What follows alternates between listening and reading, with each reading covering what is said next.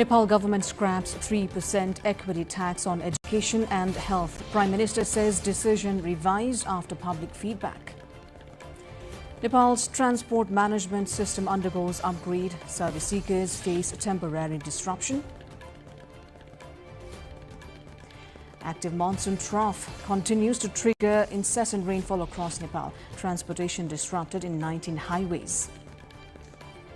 At least 23 dead as devastating floods hit eastern Afghanistan. Search continues amid widespread destruction.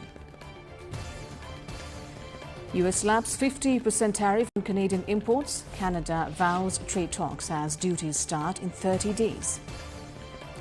And Nepal posts 157-run target against Namibia in ICC League 2 Tri-Series opener.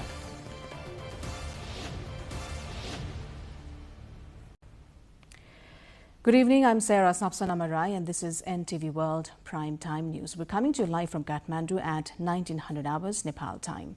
Elsewhere, it's 13:15 in London, 22:15 in Tokyo and just after midnight in Sydney. Now the news in detail. Nepal government has removed the 3% equity tax imposed on private education and health sectors. Prime Minister Balendra Shah announced through social media today that implementing this provision seemed to cause extra expenses and frustration for ordinary people, and so the equity tax has been removed for now. The Prime Minister said that after consulting with Finance Minister Swarnim Wagle, it has been decided not to implement the current education equity fee and health equity fee for now. The Prime Minister added that the purpose of introducing the 3% tax was to provide better education and health services to citizens in remote and backward areas, to support Dalit, marginalized and needy children, to expand health insurance and to mobilize the necessary financial resources for that. The Prime Minister added the tax provision was introduced with the aim of expanding the tax base and making the economy more organized. Prime Minister Shah said the government will ensure 10% of beds in private hospitals and 10% of seats in private educational institutions as allocated transparently for underprivileged citizens. Nepal's Prime Minister Balendra Shah has pledged government support for the development of country's domestic ready-made garment industry during talks with industry representatives in the capital today. Prime Minister Shah directed the concerned ministry to immediately establish a textile and clothing development council, saying it would help promote exports based on locally available raw materials and improve import management. The Prime Minister also instructed the industry ministry to take steps to revive struggling industries and asked the foreign ministry to address barriers affecting garment exports, including free trade agreements, foreign investment and product certification issues for access to the US market. Industry leaders said the proposed council could help expand Nepal's garment sector, while the Prime Minister also committed to developing skilled workers with an integrated strategy linking local fiber production, fabric manufacturing, fashion creation and overseas exports. Disruption of service system of Department of Transport Management has disrupted services across the country for the past few days. While the department says the disruption is due to ongoing upgrade of its online service to a new digital system, basic services are still being provided. The new platform is expected to be fully operational from 24th of July. The Department of Transport Management is introducing a new electronic driving license and vehicle registration system. As part of the data migration and system upgrade process, all non-essential services have been temporarily suspended across the country. The department says the upgrade is aimed at making its information technology system more modern, secure and efficient. It has issued a public notice informing citizens about the transition and says the new system will be fully operational in 3 days. यातायात सेवा विभागले विगतमा दिएको जुन इडिएल इभिआरएस भन्ने थियो त्यो system चाहिँ धेरै पुरानो भएको अब त्यसलाई हामीले अपडेट भर्सनमा काम गर्नुपर्छ भनेर हामी लागेका छौं र त्यसको लागि चाहिँ हामीले अहिले पुरानो प्रणालीबाट सेवा दिइरहेका छौं र नयाँ प्रणालीको हकमा चाहिँ हामीले डाटा माइग्रेसन गर्नुपर्ने त्यसपछि अब यो श्रावण 1 गतेदेखि विभिन्न प्रदेशहरूमा लागू भएका नयाँ करका दरहरू छन्, ती करका दरहरूलाई पनि प्रविष्टि गर्नुपर्ने, इन्ट्री गर्नुपर्ने कारणले गर्दाखेरि हामी चाहिँ त्यसमा काम गरिरहेका छौँ। अहिले सेवा चाहिँ सुचारू छ, तर पुरानो सिस्टमबाट छ। अब हामी यो 1 हप्ताभित्र हामी नयाँ सिस्टममा जाँदैछौँ। The suspension of services during the upgrade has caused inconvenience to service seekers visiting transport offices for their daily work. पुरानो सिस्टमलाई नफाल्नुपर्ने, समयमा अपडेट गर्न सकिँदैन भने त्यसैले अहिलेसम्म 8-10 दिनसम्म पनि अपडेट नहुनु भनेको यो दुर्भाग्य हो। हामीले धेरै छिटो छरिटो काम हुन्छ, अब देशले कोल्टो फेर्यो, फरक परिस्थिति बन्यो भनेको, तर त्यो अनुसार भएन। नयाँ प्रविधि नआइन्जेलसम्मको लागि यो बन्द गर्नु अलि अरू सेवाग्राहीलाई धेरै नै यसले असर गरेको देखिएको छ। However, the department and district transport management offices say they are continuing to provide essential services through the old system. एक कतिबाट नयाँ प्रणालीमा जाने आवेदन पनि अब त्यो छुट्टै पोर्टलबाट गर्ने लिने, त्यसपछि मेडिकल अनि राजस्व तिर्ने पनि सेवाग्राहीले घरबाटै अनलाइनबाट तिर्ने भन्ने त्यो सुविधासहित नयाँ प्रणालीमा जाने भन्ने आइसकेपछि त्यो सुरुमा इनिसियल फेजमै भएको र अलिकति पूर्णता पाइ नसकेको हुँदाखेरि यातायात व्यवस्था विभागले नै 8 गतेसम्म सेवा प्रवाह चाहिँ रोक्ने भनेर एउटा सूचना पनि जारी गर्यो। नियमित कामहरू राजस्व तिर्ने लगायतका कुनै पनि कामहरू गर्न सकेका छैनौँ। Though the upgrading works might cause inconvenience to service seekers temporarily, the migration is expected to make the data more secure and systematic. With support from district correspondents Sabika Trustor, NTV World. In other news, Nepal's proposed Chief Election Commissioner and election commissioners are set to undergo parliamentary hearings on July 28 and 29, according to a decision by the Parliamentary Committee. The committee will hear presentations from 2 proposed election commissioners on July 28 and from the proposed Chief Commissioner on the 29th. The Constitutional Council had recommended Man Bahadur Karki for the post of Chief Election Commissioner and Dr. Rajiv Subba and Guru Prasad Wagle for Election Commissioner positions. The nominees will be appointed by the President after approval from the committee as required by Nepal's constitutional provisions. Before the hearings, the committee will review complaints filed against the nominees and their work plans before sharing related documents with lawmakers.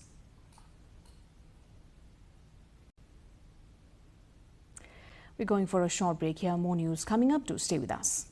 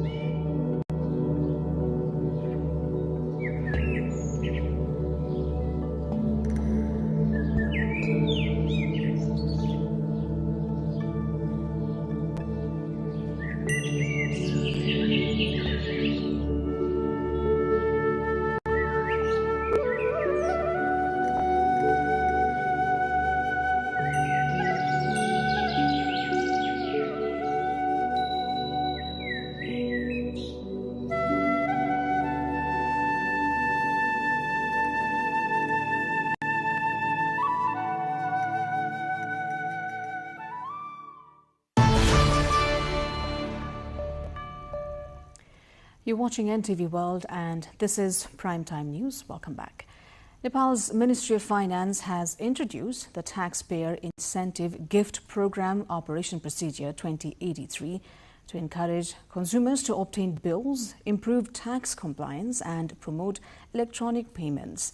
The program, implemented by the Inland Revenue Department under the approved annual budget and programs, allows consumers making personal purchases over 100 Nepali rupees, which is about $0.65 in Nepal, with valid bills or e-payments to participate. Eligible transactions will generate one gift ticket while business purchases, government-related bills, utility payments, transport tickets and purchases by individuals without a personal account number or PAN will be excluded. Winners will be selected through an automated draw on the 1st and 16th of every month, with daily winners receiving 133,334 Nepali rupees, which is about $864, and bumper winners receiving 1 million Nepali rupees, around $6,478. The government said the initiative aims to increase voluntary tax participation, encourage bill collection, expand electronic payments, and reduce revenue leakage. Monsoon winds continue to influence weather across Nepal, with the monsoon trough positioned north of its average location, bringing generally cloudy conditions and widespread rainfall to many parts of the country. The Department of Hydrology and Meteorology, meanwhile, warned against a heightened risk of flash floods in several small rivers across different parts of the country. The department has issued an alert for people living in riverside areas, urging them to remain vigilant and take necessary precautions.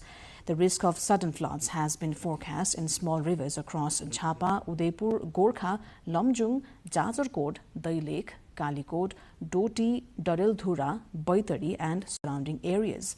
Meteorologist Binod Parajuli added, continuous rainfall has increased the risk for a sudden rise in water level in these rivers.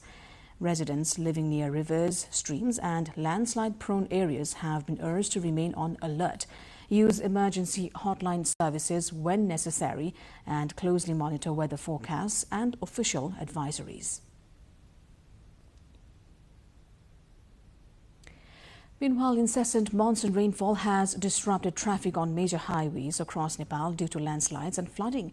Vehicular movement has been obstructed in 7 highways, while it is partially conducted in 12 other highways following the incessant rainfall, causing floods and landslides in different parts of the country. The Department of Roads shared that 51 other roadways disturbed by the disaster incidents are resumed after clearing obstruction. Efforts are on to resume the blocked highways as well. Spokesperson at the department, Shyam Bahadur Khadka, said authorities have mobilized heavy equipment as dozers, excavators and loaders to remove the obstructions. It has also requested passengers and transport entrepreneurs to embark on travel only after receiving updated information on road condition from relevant authorities. As per Nepal Police update, the Kanti Highway, Mechi Highway, Digdel Bhojpur Roadway, Tatopani Roadway and Araniko Highway are completely inoperative at the moment. Other highways with partial operation of vehicles are Mid-Hill Highway along Bhojpur section and Pasanglamu Highway. Vehicular movement has been restricted on BP Highway during night time, considering potential of floods. Now moving on, since local and provincial governments began conserving and promoting waterfalls, the fascination among both domestic visitors and tourists for waterfall sightseeing has grown. While more than a dozen waterfalls in Pachthar had remained overlooked, infrastructure has now been built at those sites and they have grown into attractive tourist destinations with increasing footfall. Our local correspondent Vijayabodh Lawati brings more.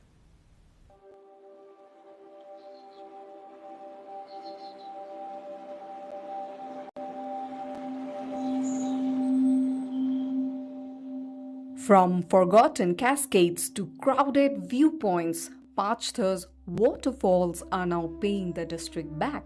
While naturally beautiful places remained overlooked, attractive waterfalls too had fallen into obscurity. More than a dozen striking waterfalls that have been flowing splendidly for centuries had been unnoticed in the district. Over the past 10 years, roads and bridges leading to these waterfall sites have been built by provincial government and the local level. And now tourists have started flocking to observe the waterfalls. झरना चाहिँ एकदम राम्रो अनि सुन्दर छ जहाँ अब टाढा टाढा तीर्थुम लगायत ताप्लेजुङ सबै ठाउँबाट घुम्न आइराखेको छ स्थानीय तहको वडाको बजेटले यहाँ पुल राखेर अहिले निकै यसलाई व्यवस्थित बनाएको छ र यहाँ झरना मात्रै होइन यहाँ भिरमौरी पनि देख्न सक्नुहुनेछ।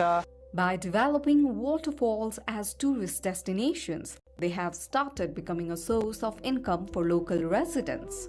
Stakeholders have started increasing investment in promoting these natural waterfalls as tourist destinations by building infrastructure. Panawa Waterfall, Milung Waterfall, and Mua Waterfalls are the district's tallest and largest waterfalls. Likewise, infrastructures are also being developed to reach many other attractions, including Battise and Indreni waterfalls. अझ राम्रो महसुस गर्नको र आनन्द गराउनका निम्ति झोलङ्गे पुल पनि हामीले निर्माण गरेका छौँ र सम्पन्न भएको छ र यो क्षेत्रमा पर्यटकहरूले आउन जान सहज होस् भन्ने हिसाबले गाउँपालिकाको लगानीमा हामीले तपाईँको स्टोन सोलिङको पदमार्ग निर्माण गरेर पर्यटकलाई आवाज गर्नलाई सहज बनेर बनाउने बाटो हामीले बनाएका छौँ। Waterfalls tend to be more attractive during the monsoon season when there is more water. Since government investment in promoting waterfalls began, the number of visitors coming to observe them has increased. Along with the flow of people, local agriculture products have started selling, thereby increasing local residents' income.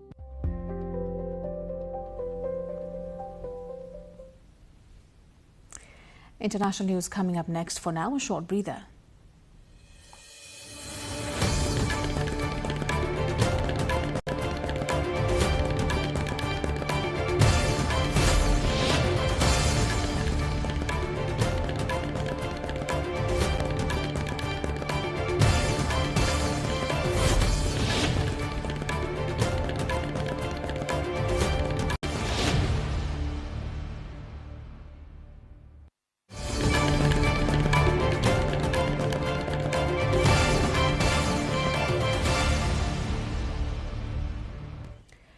At least 23 persons have been killed in devastating floods in eastern Afghanistan as rescue workers searched through mud and boulders with excavators and poles for people feared trapped. The worst hit area was Baroun, the capital of Nuristan province, where dozens of homes, shops and municipal buildings were destroyed. Officials warned that that toll could rise as search operations continued, with residents also digging through debris using limited equipment after floodwaters left large boulders scattered across the town. Afghanistan is among the countries most vulnerable to climate-related disasters, including flash floods, droughts and extreme weather conditions.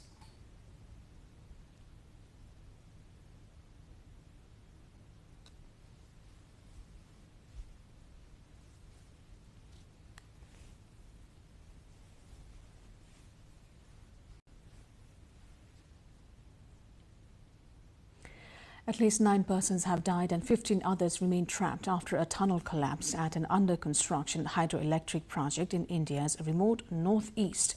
The incident occurred Monday in the Himalayan state of Sikkim, where workers were constructing a tunnel for a straight-run hydropower project on the Tista River.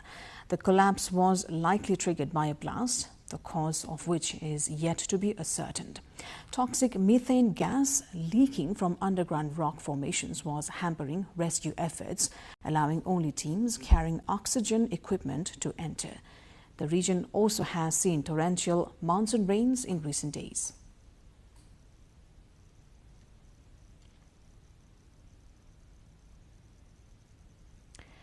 The U.S. military says it launched another round of strikes against Iran to further degrade its capabilities to attack ships in the Strait of Hormuz.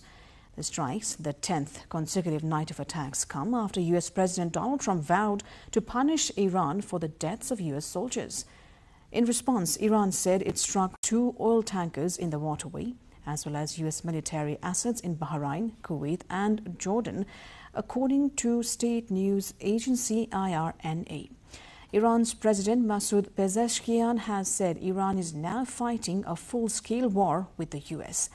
Iran's Yemeni allies, the Houthis, declared they would blockade Saudi Arabia's ports in what would throw the world's energy markets into further chaos after the Islamic Republic blockaded the crucial Strait of Hormuz. Meanwhile, U.S. President Donald Trump has imposed a 50% tariff on a wide range of goods imported from Canada in retaliation for what he called unequal treatment of U.S. cars, dairy and alcohol.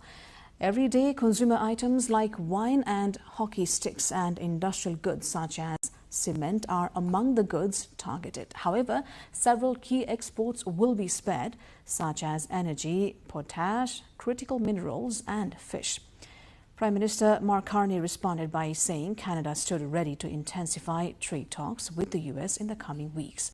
The White House said the duties would take effect in 30 days. It marks a major escalation in trade tensions between the North American neighbours.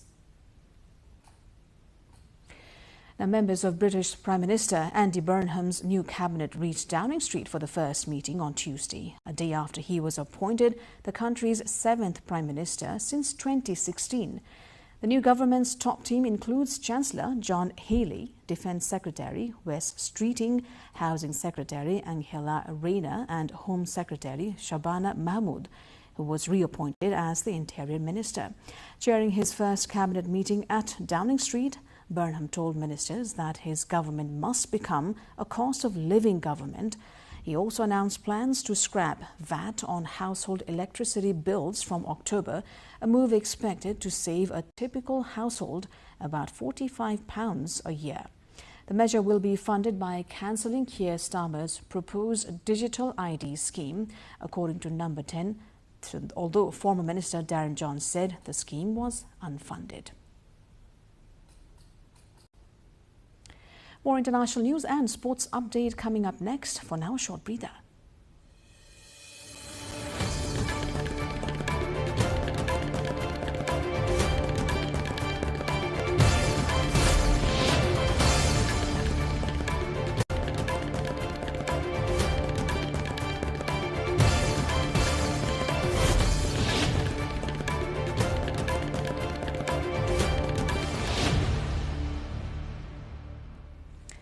Thousands have gathered again in the Indian capital Delhi a day after a police crackdown on supporters of India's Cockroach Janata Party CJP, a youth-led movement seeking education reforms and resignation of Education Minister Dharmendra Pradhan.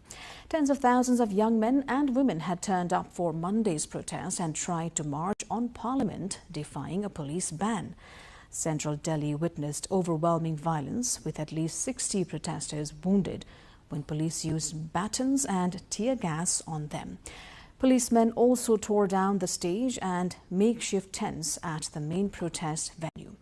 Police said 118 of their personnel were also injured and 70 protesters have been detained. Monday's huge turnout showed that the CJP, though not a registered political party, has evolved into a movement capable of drawing tens of thousands onto the streets. Foreign ministers from the Association of Southeast Asian Nations, ASEAN, have opened their annual meeting in Manila, calling for greater unity amid maritime tensions and rising global instability. Opening the 59th ASEAN Foreign Ministers meeting, Philippine Foreign Secretary Maria Teresa Lazaro urged the region to respond to a world marked by upheaval, uncertainty and unpredictability through active and deliberate problem-solving. The summit, held under the theme Navigating Our Future Together, focuses on regional cooperation, security challenges and ASEAN's future direction. U.S. Secretary of State Marco Rubio, Chinese Foreign Minister Wang Yi and Russian Foreign Minister Sergei Lavrov are among the confirmed attendees for the East Asia Summit, Foreign Ministers meeting and the ASEAN Regional Forum, both of which will be held on Thursday.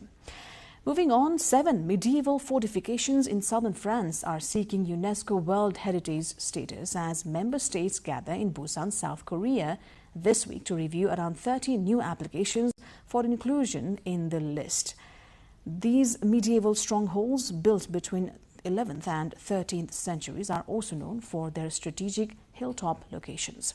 The sites, located in the Aude and Ariège regions and formerly known as Cathar Castles, have been renamed the Royal Fortresses of Languedoc as part of their bid for recognition. The application aims to highlight their historical and architectural significance, with UNESCO members expected to decide on new listings among more than 1,200 sites already inscribed worldwide.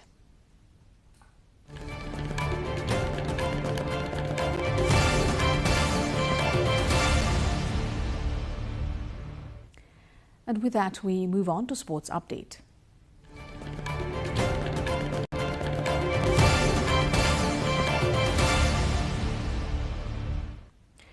Namibia is chasing a 158 runs target posted by Nepal in its opening match of the ICC Men's Cricket World Cup League 2 Tri-Series in Utrecht of the Netherlands. Nepal, who was put to bat first after losing the toss, was bowled out for 157 in 46.5 overs, struggling to build meaningful partnerships throughout the innings.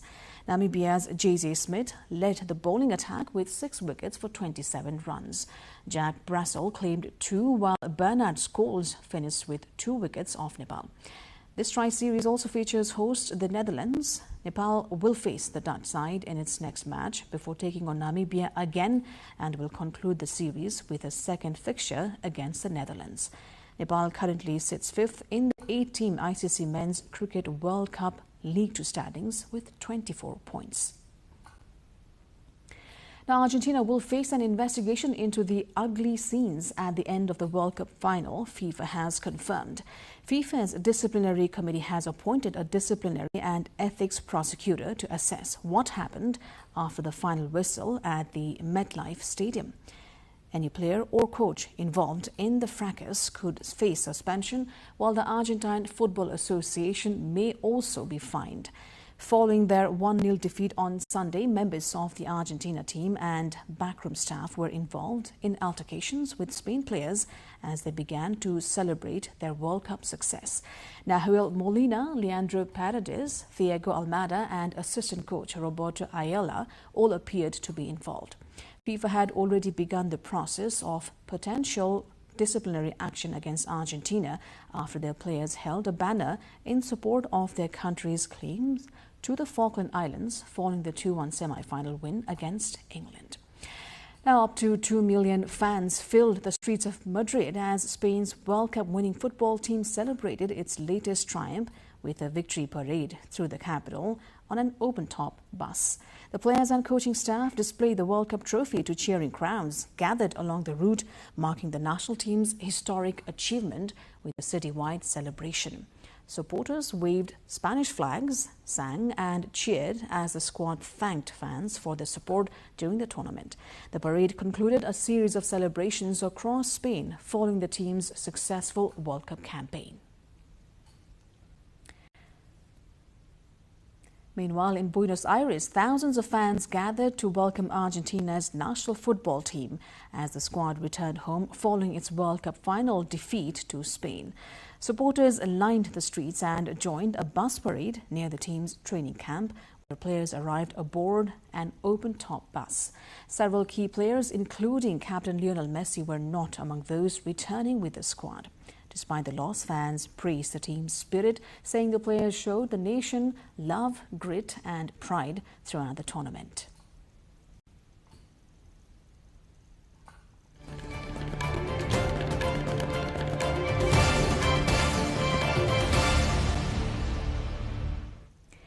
Before wrapping up, here's a quick reminder of the top stories this hour.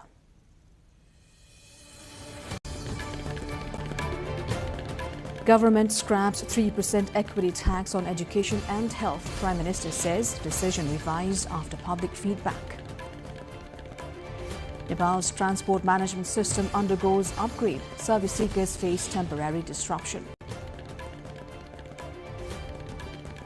Active monsoon trough continues to trigger incessant rainfall across Nepal. Transportation disrupted in 19 highways. At least 23 dead as devastating floods hit eastern Afghanistan. Search continues amid widespread destruction. US slaps 50% tariff on Canadian imports. Canada vows trade talks as duties start in 30 days. And Namibia chasing 158 runs target posted by Nepal in ICC League 2 Tri-Series opener.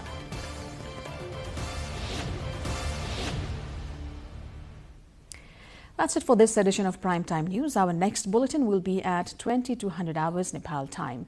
Do join us through our social media and get the latest updates from our official website, nepaltelevision.com. I'm Sarah Sapsanamarai. Thanks for staying with us. Have a wonderful evening ahead.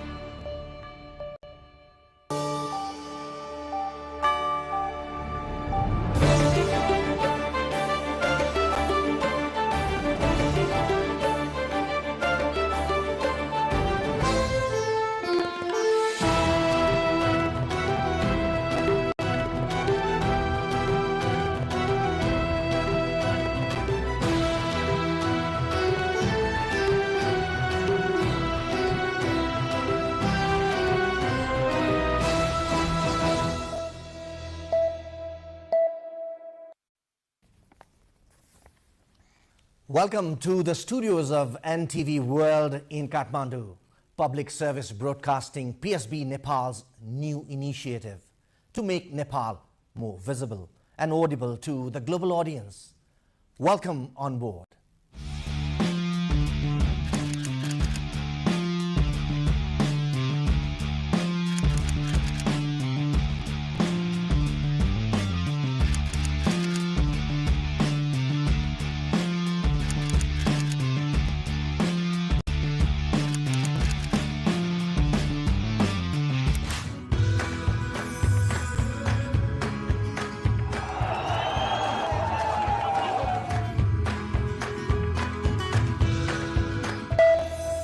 This is NTV World.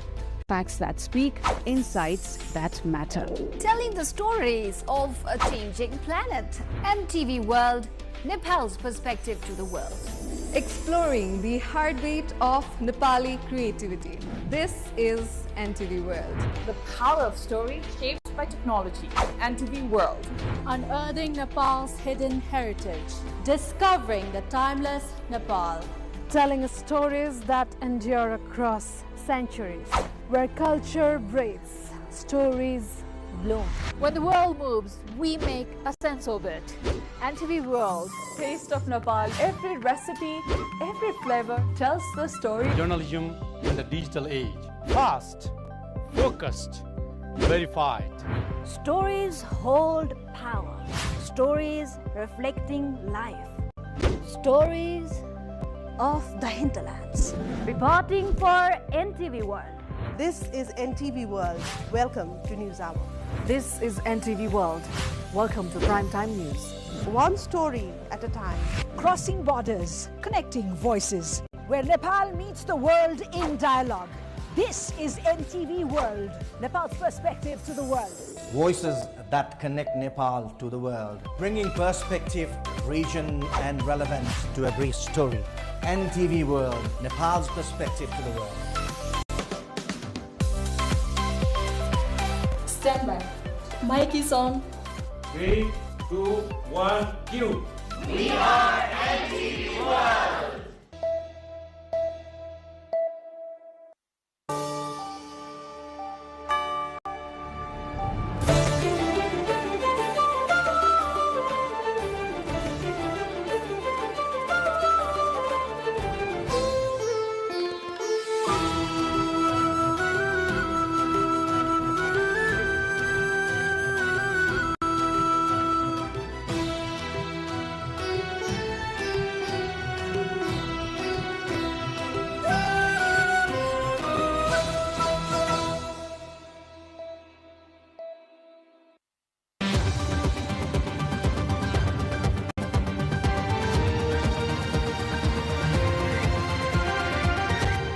This is The World This Week, your weekly roundup of the latest international events and updates. I'm Bhavana Casey, and in this edition, we bring you the week's top headlines from escalating geopolitical tensions, major diplomatic developments to global security, climate extremes, science, culture, and stories of human feats and resilience. We have all that you need.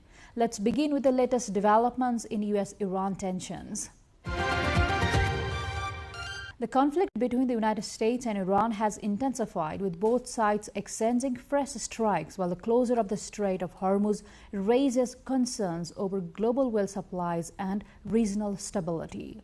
Iran has accused the US of hitting civilian infrastructure in the latest wave of airstrikes since peace talks collapsed.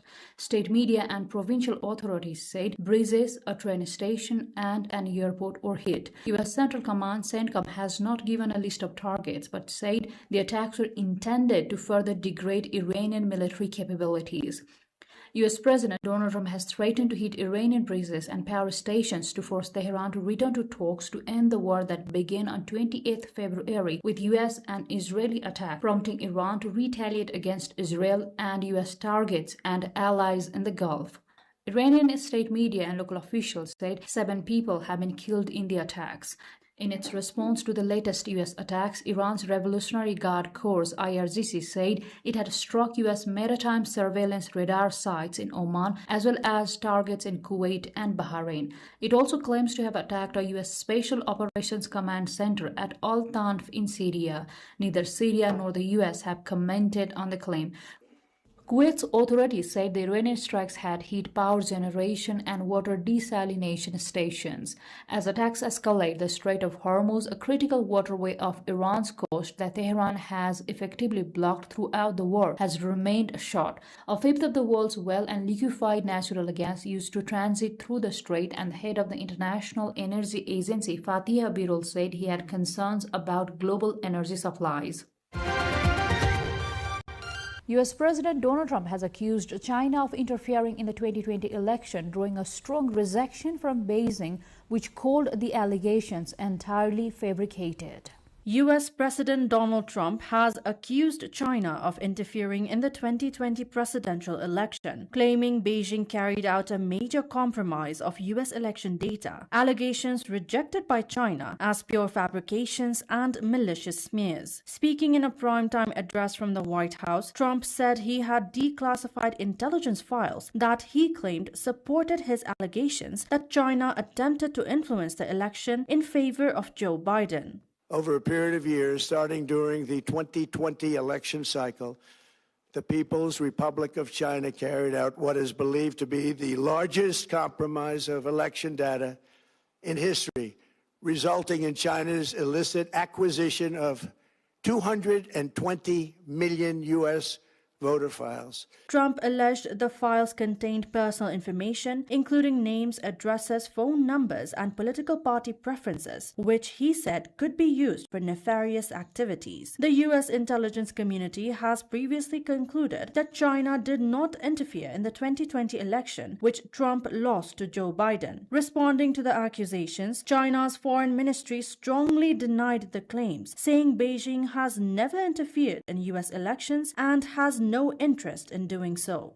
美方的有关说法纯属无中生有、恶意抹黑，早已被证明是无稽之谈。中方历来坚持不干涉内政原则，没有兴趣，也从未干涉美国大选。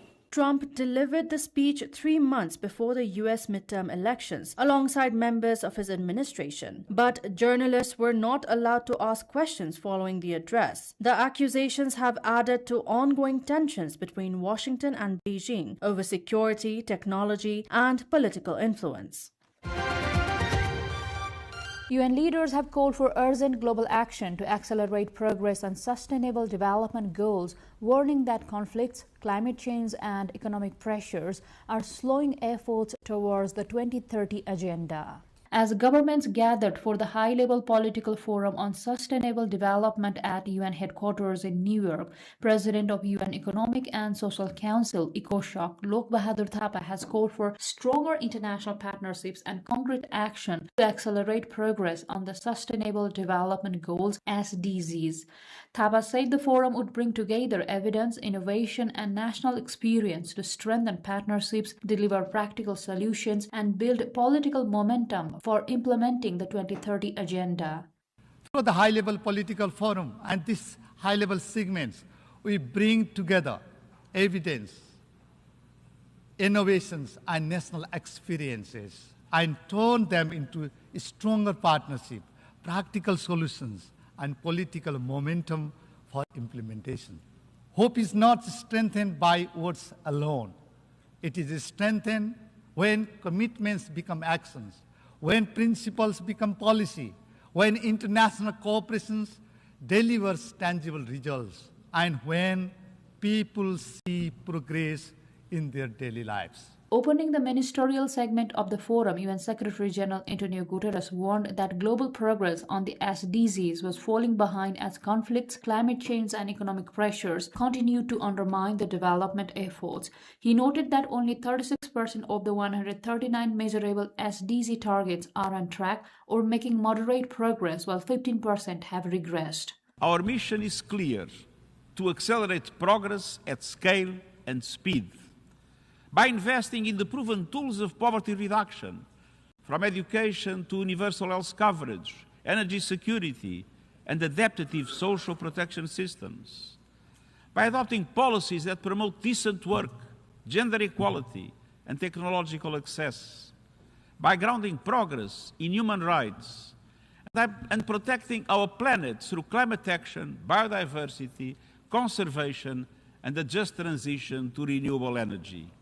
Addressing global conflicts, Guterres reiterated his call for ceasefire in Gaza, Lebanon, and the Gulf region to be fully respected, while urging adherence to the international law, including the protection of navigational rights and freedoms. The ceasefires in Gaza, Lebanon, and the Gulf region must be fully reestablished and respected. And the exercise of national navigational rights and freedoms in accordance with international law must be respected. Also addressing the forum, President of the UN General Assembly, Annalena Baerbock, urged countries to remain committed to the 2030 agenda despite mounting global challenges, calling for continued international cooperation and the sharing of successful development practices to accelerate implementation of the Sustainable Development Goals. Yet, as the President of the General Assembly, I'm calling on you to keep your optimism in this institution's ability to deliver, to choose hope, to choose action every single day. And all the more, to never let cynics weaponize our shortcomings to claim now that the SDGs overall irrelevance. And that is why my call to you, echoing the Pact for the Future, is this: keep working together. Keep believing that we are better together, especially in these fragmented times. Share your best practices in advancing the SDGs. The solutions are all out there, and they are being implemented. Choose building the momentum we need to deliver for the people we serve. The United Nations High-Level Political Forum on Sustainable Development is reviewing progress on the 2030 Agenda and identify measures to accelerate implementation of the Sustainable Development Goals amid mounting global economic, environmental, and geopolitical challenges. Severe floods and landslides in Bangladesh have killed dozens and affected more than 1 million people, creating a growing humanitarian and public health crisis. Days of heavy rainfall have triggered severe flooding and landslides in Bangladesh, killing at least 50 people and stranding more than 1 million. The disaster has also heightened the risk of public health threats, including waterborne diseases like dengue and cholera. With more than 10,700 water and sanitation facilities damaged, restoring access to safe drinking water and delivering essential relief items to those affected remains the top priority. The floods have compounded an already challenging humanitarian situation. Since March, Bangladesh has been grappling with the measles outbreak, with nearly 750 confirmed and suspected measles-related deaths. The IFRC, which has been responding to the outbreak, says its relief efforts are now being stretched even thinner by the floods and other concurrent emergencies.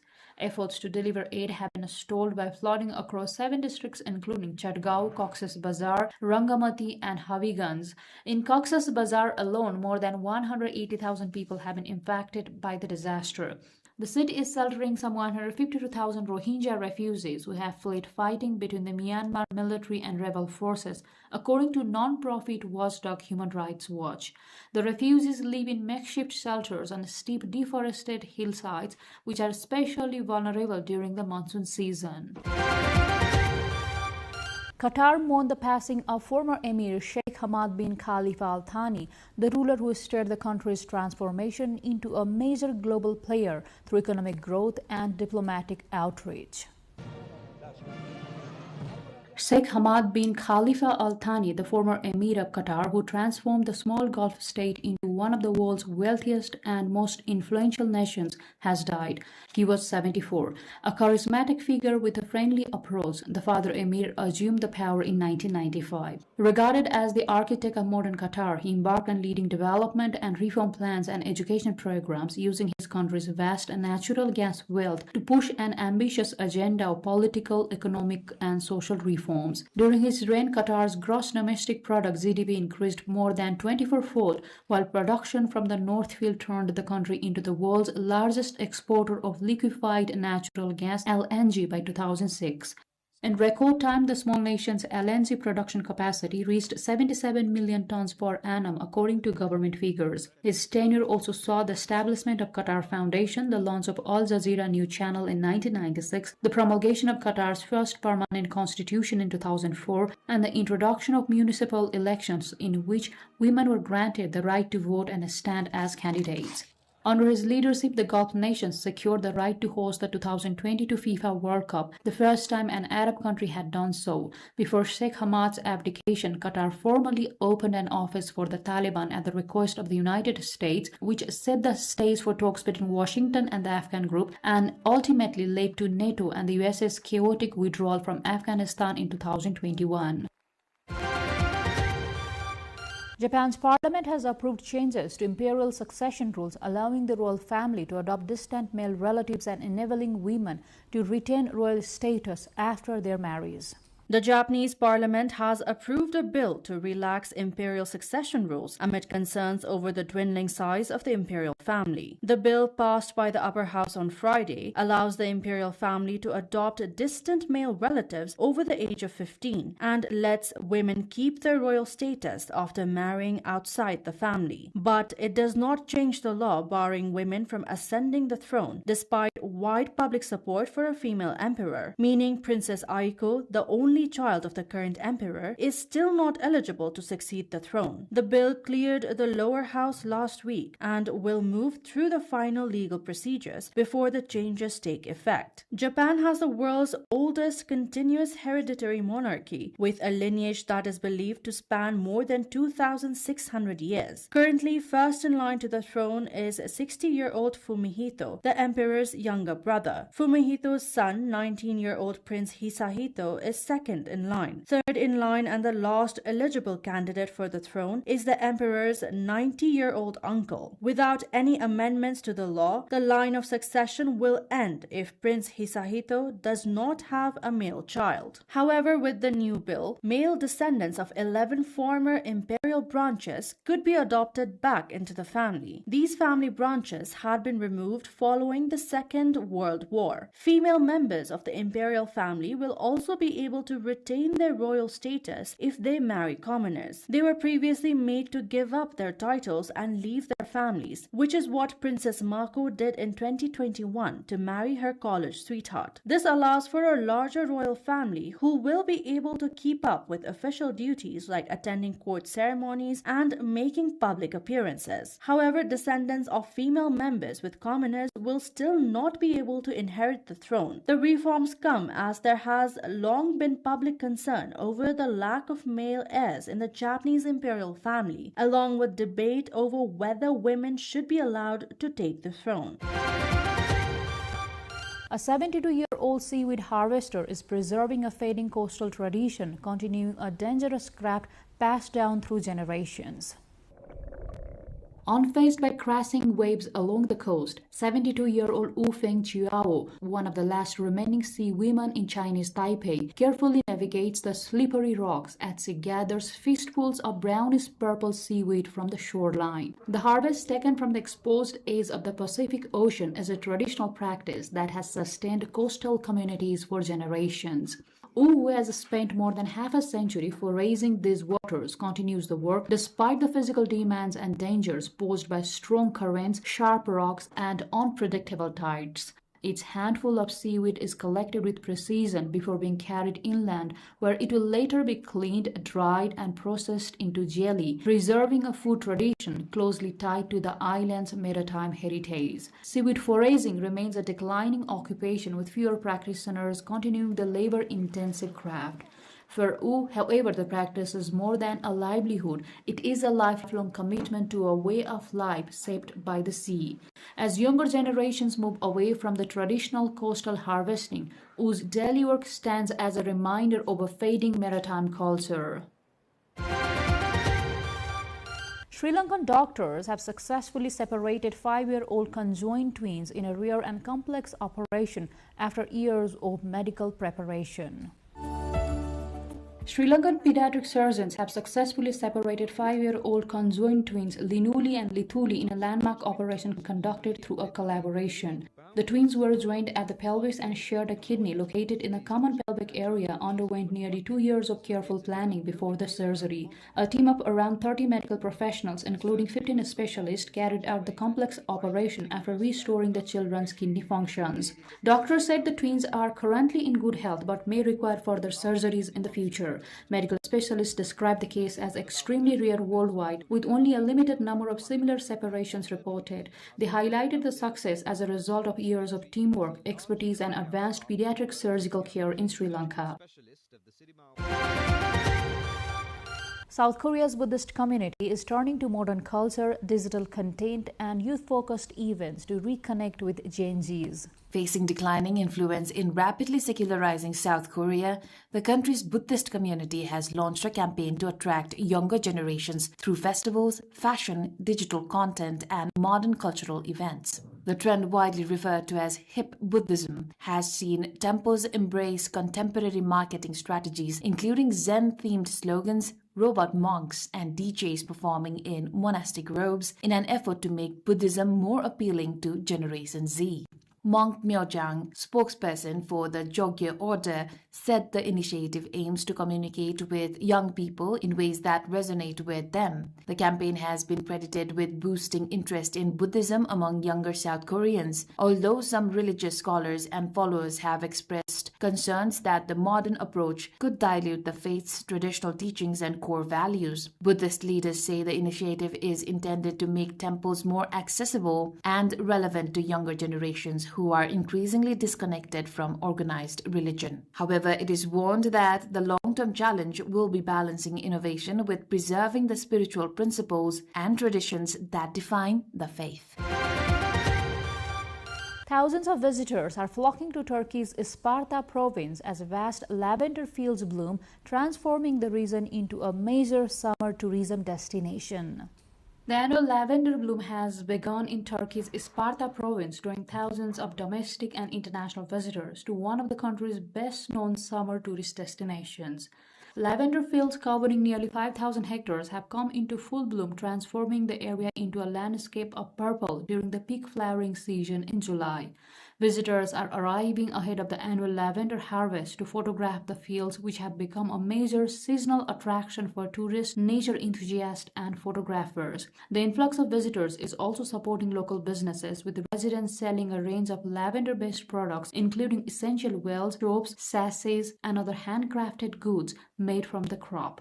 The annual bloom is expected to continue attracting tourists throughout the harvest season, contributing to the local economy and rural tourism in the region. Thousands of devotees gathered in West Bengal for the centuries-old Rath Yatra festival, recreating the iconic chariot procession linked to Jagannath Puri. Thousands of devotees gathered in Serampur in India's West Bengal state to celebrate the centuries-old Rath Yatra festival, recreating the grand chariot procession associated with Jagannath Puri.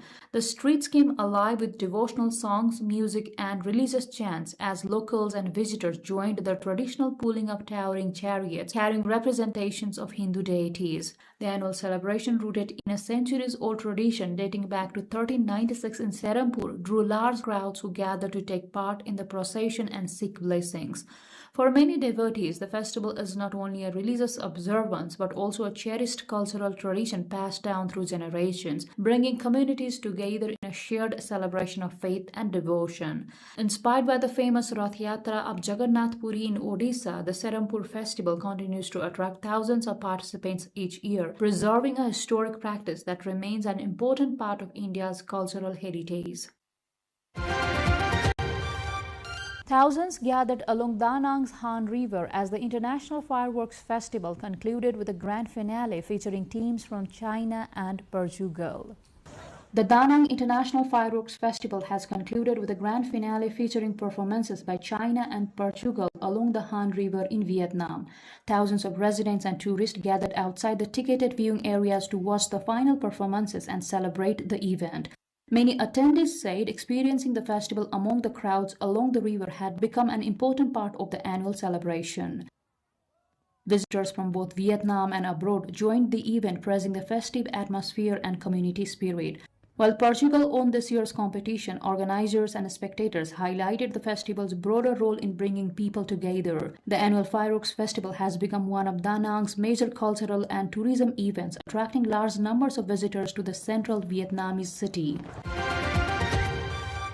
France marked Bastille Day with its annual military parade in Paris, featuring thousands of troops and a traditional Maori haka performed by French artillery forces. France marked Bastille Day with its annual July 14 military parade, where French artillery troops from overseas territories performed a traditional Maori haka before President Emmanuel Macron arrived to open the national celebrations. The ceremonial performance took place about an hour before the parade began, highlighting the diversity of France's armed forces during one of the country's most significant national events.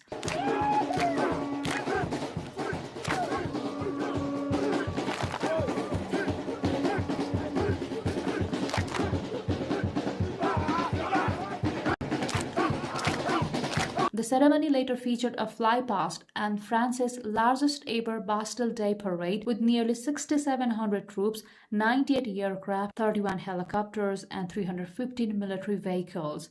More than 24 foreign heads of state and government, including Ukrainian President Volodymyr Zelensky, as a guest of honor, attended the event alongside hundreds of European troops, underscoring growing European defense cooperation amid Russia's war in Ukraine. The annual parade served as a powerful display of France's military strength and its commitment to collective European security at a time of heightened regional tensions. That's all for this edition of The World This Week. Thank you for joining us, and we hope you enjoyed as much as we did bringing it to you. We look forward to bringing you more of the stories shaping the world next week. You can also visit our website at www.nepaltelevision.com and follow us on our social media platforms and YouTube channel. I'm Bhavana Kesi. Until next time, take care and goodbye.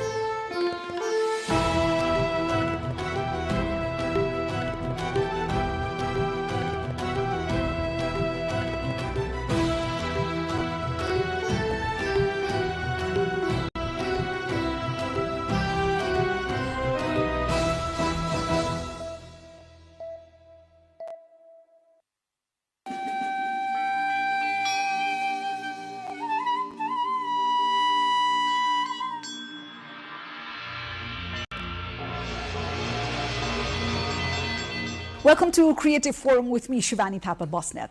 In our last episode, we spoke of the soul of the image. Today, we look at the machinery behind it. How do stories across borders, How does a social media algorithm change the way a family in Kathmandu or Paris sees themselves? Joining me today are two masters of the global narrative. Mr. Wang Botao, a veteran journalist and the deputy director of CGTN French, who has captured stories in over 30 countries. And Dr. Jennifer Kuhl, a visual anthropologist from the University of Southern California, who decodes the complex intersection of culture and technology. You are here in Kathmandu for NIF 2026, the Nepal International Film Festival, right? A city and then this prestigious film festival, both full of stories. Could you share what has captivated you most since your arrival here? First, because the weather here, the climate is very delightful. Because coming from Beijing, in this season is normally very cold. But now here, I feel very warm. It's like 20 degrees. It's not hot either. And the air is fresh, the sky is blue, so the breeze, the spring breeze feels very comfortable. And secondly is the people here in Kathmandu are incredibly hospitable. This is really, I don't know if it's because I'm Chinese, you're receiving a special treatment, or if so, I feel very honored. If you treat everyone like this, I have to say that you are truly a nation of hospitality, and I have to congratulate you on that. I can give you several examples.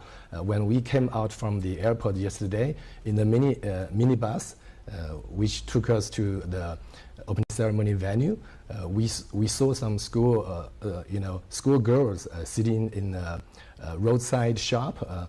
They waved and smiled at us. That really gave us much warmness in our hearts. And as soon as we arrived to the opening ceremony venue, and people came to offer us colorful kata scarves. And then during the opening ceremony, our names are repeatedly cited by the host and as a distinguished guest, and we feel really very flattered. And now it's just the second day, and I'm already invited here. It's just amazing. Right, hospitality is encoded in our culture, right? So for us, guests are synonymous to gods. Dr. Kuhl, what does your experience say so far of Kathmandu and NIF? Yeah, I've been to Nepal before last, but it's almost 37 years since I last was here, and it just was so heartwarming to see. It's very modern, but it is echoing the traditional architecture of Nepal with the wooden slats and just sort of the proportions, and to see that everywhere, including at our hotel.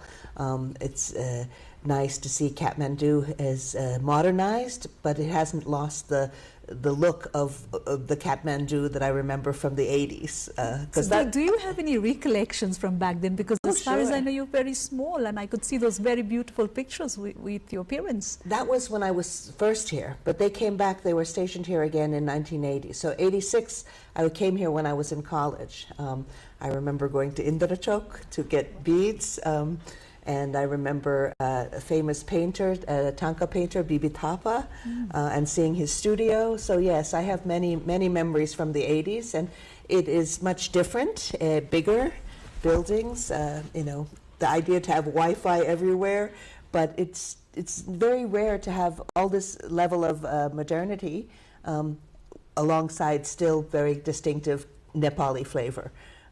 Atmosphere, the looks, the art, all of this. I went near our hotel is the Garden of Dreams, and it's just very beautiful. So all of those are positives, and then I kind of laugh because I'm still, having grown up abroad, I don't often feel American, but in Nepali traffic, I feel very American because it's scary to me. And it's not just driving on the different side of the road. I'm thinking like, oh my gosh, crossing the street. The only way to escape is to live here for some time unless you get used to it. Yeah. Over 22 years, Mr. Botao, you've traveled across continents, right? Yes. From Europe to Africa, America, and Asia, of course. So in your experience, what makes a story truly resonate across cultures?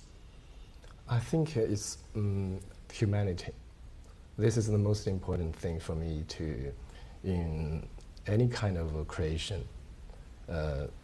Actually, when we talk about cinema today, we can see that more and more modern technology are used, and people start to use AI too.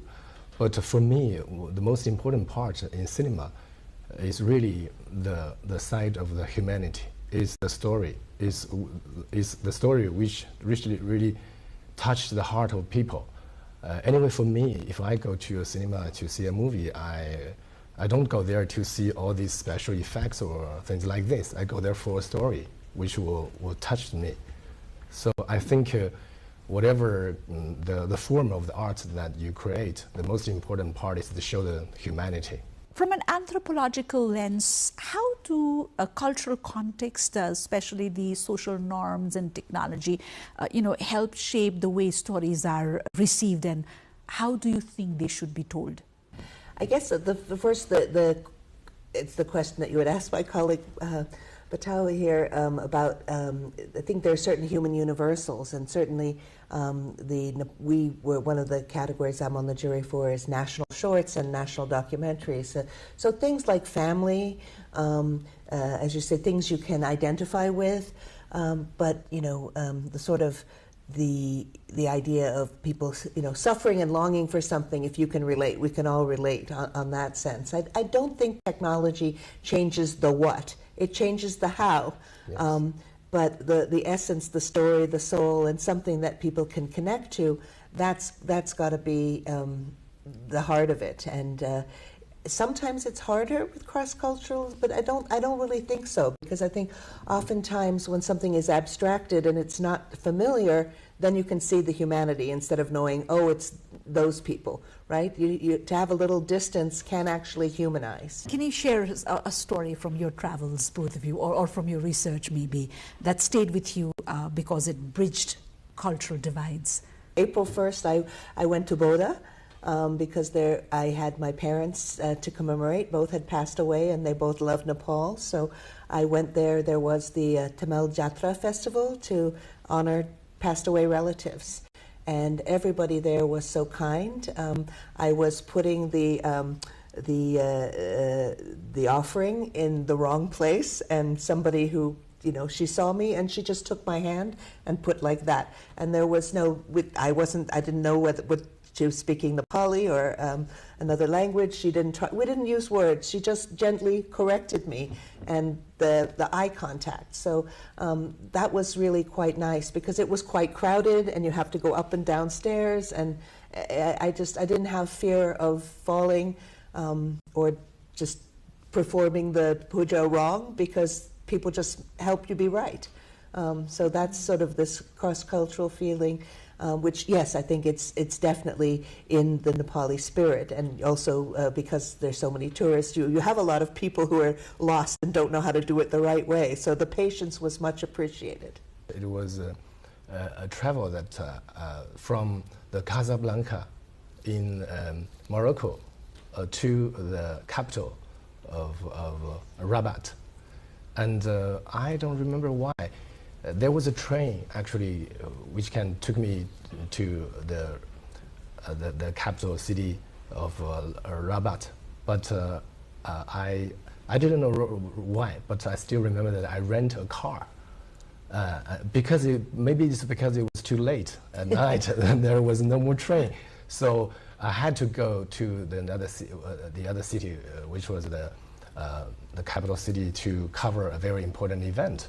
So I had a private car with a guy, a local guy, who spoke only Arabic. Okay.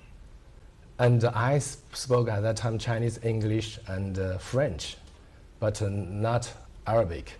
So I still remember, and he drove the car nearly 2 hours from Casablanca to Rabat. And all the way along, I was quite scared, because he drove the car always in the absolutely darkness. I was really very worried. Sometimes I told myself, will he take me to a place and then kill me and kidnap me? Because we couldn't communicate between us.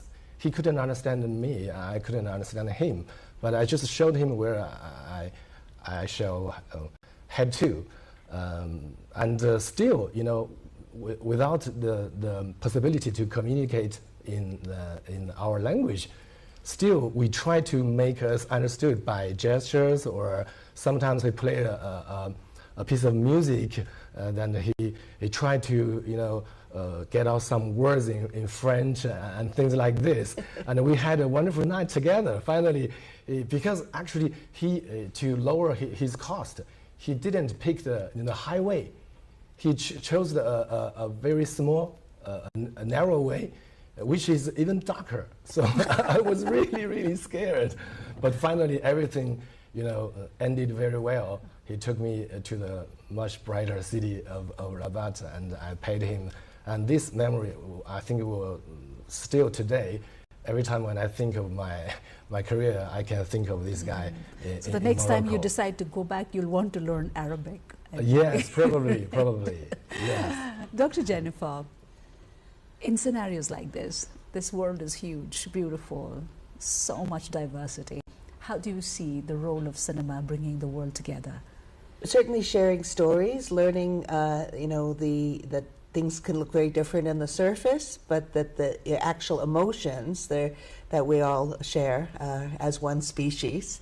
Obviously, emotions are shaped by culture, but beneath that, I mean, as I try to teach in my introductory class, that there are very small set of basic needs, and culture is many varieties of ways, endless varieties of ways to solve those needs. So we have families because humans are born helpless. They can't just raise themselves, but there are many different arrangements of families, and that's that sort of thing. So I think cinema certainly was the, you know, sort of the defining art form of the 20th century. It's become something different in the 21st century. I remember, since media and technology is sort of my field, when new media, and I worked in new media for so long, I used to joke, how can they keep calling it new media? Because I've been working in it for over, you know, this many years. Oh, well, you know, cinema, that's linear cinema. It's so passé. We're going to be non-linear. And I just sat quietly, because it's like saying, well, now we have computers. Who needs poetry? You need poetry as much or even more. So we see that people don't want to be interactive. You want to go and sit down and have a story told to you. Cinema is already interactive because you are the reacting person, and no two people see the same film. That's why I'm really looking forward. We have our jury meeting later, and I'm not looking forward to arguing for what I think, but learning what films other people saw the same film, they saw different things. So for me, I mean, cinema is has a new place in the world of social media and YouTube and this kind of thing. But there was a lovely a lovely film made, and actually it was connected to Nepal. It was a Tibetan monk returning. But the name of that film is the name of the film is "Films Are Dreams That Wander in the Light of Day," and that's, I think, to me, my favorite movie title ever. So we can dream together. What could be more intimate? Right. I think the biggest magic of cinema is the power of image. I think. For example, this time I took with me my first documentary as a producer, which tells the story of 6 children in the Xizang autonomous region in China. And these, students, they go to boarding schools, and we work with the French director, Jacques Malater, and he was, in every scene he shot, and he communicated, he lived with his children and exchanged with them. And there were many language barriers, because not only between Chinese and French, because the director is a French guy. He doesn't speak neither Chinese or Tibetan. So there was a lot of language barriers. But finally, when you go to see this documentary, the final version, and you will see that many of the emotional scenes, we don't need language because it's just direct. It just goes, it touches the very profound part of your heart. For example, with these 6 kids, every time in the end of each episode, there is a scene of farewell. I think this is just universal. People know that someone who cries with you for some time and then have to leave you. And at that time, no need any language. People just see, the sadness. Yeah. It's just, I think this is the greatest magic of cinema. Yes. On the topic of technology, though, something you said spurred the recollection. One thing that technology is unmitigatedly great at is the new ease of subtitles, right? Yes, and that you can have the separate SRT files. And I mean, it used to be very difficult to burn it in, a cost. So the fact that people can just take a transcript and you show the same film and drop in the separated text file is beautiful. The explosion on Netflix or Amazon Prime or any of those OTT streaming services in the US, now we can see global cinema in the US. Exactly. And the barriers are down, and I credit foreign cinema and other things of technology. People used to, and when I was in film school, people used to say, subtitles. You go to those foreign French films, I don't go to read, read. And now people are happy to read, and people even in their own homes with English programs put on those subtitles. So that, I think, I mean, people who, the purists who want only image, maybe not happy, but it makes us feel we can all exactly. Language in today's world is not a barrier at all, because and thanks to forums like NIV, Cannes and all the film festivals, and of course the subtitles, we have to be thankful to them, because today in Nepal, if you talk about Nepal, young generations, they know Korean, they know Turkish, they know Iranian language by virtue of the subtitles and the films that they watch on Netflix and on all the portals, right? Staying with technology, Dr. Jennifer, you've studied ethnographic storytelling, right? And media ecology very, very extensively. How do you think has social media changed the way communities narrate their own stories? That's a very big question. Certainly, it doesn't replace, when you talked about ecologies, I think it's really important that one thing doesn't replace the other. That we still have pencils and pens, they come in handy just because there are computers. So, I mean, I think social media is a different thing. I don't know that it's all about community, because I always think, how do you define community? It's a very broad, there's a lot of literature about that.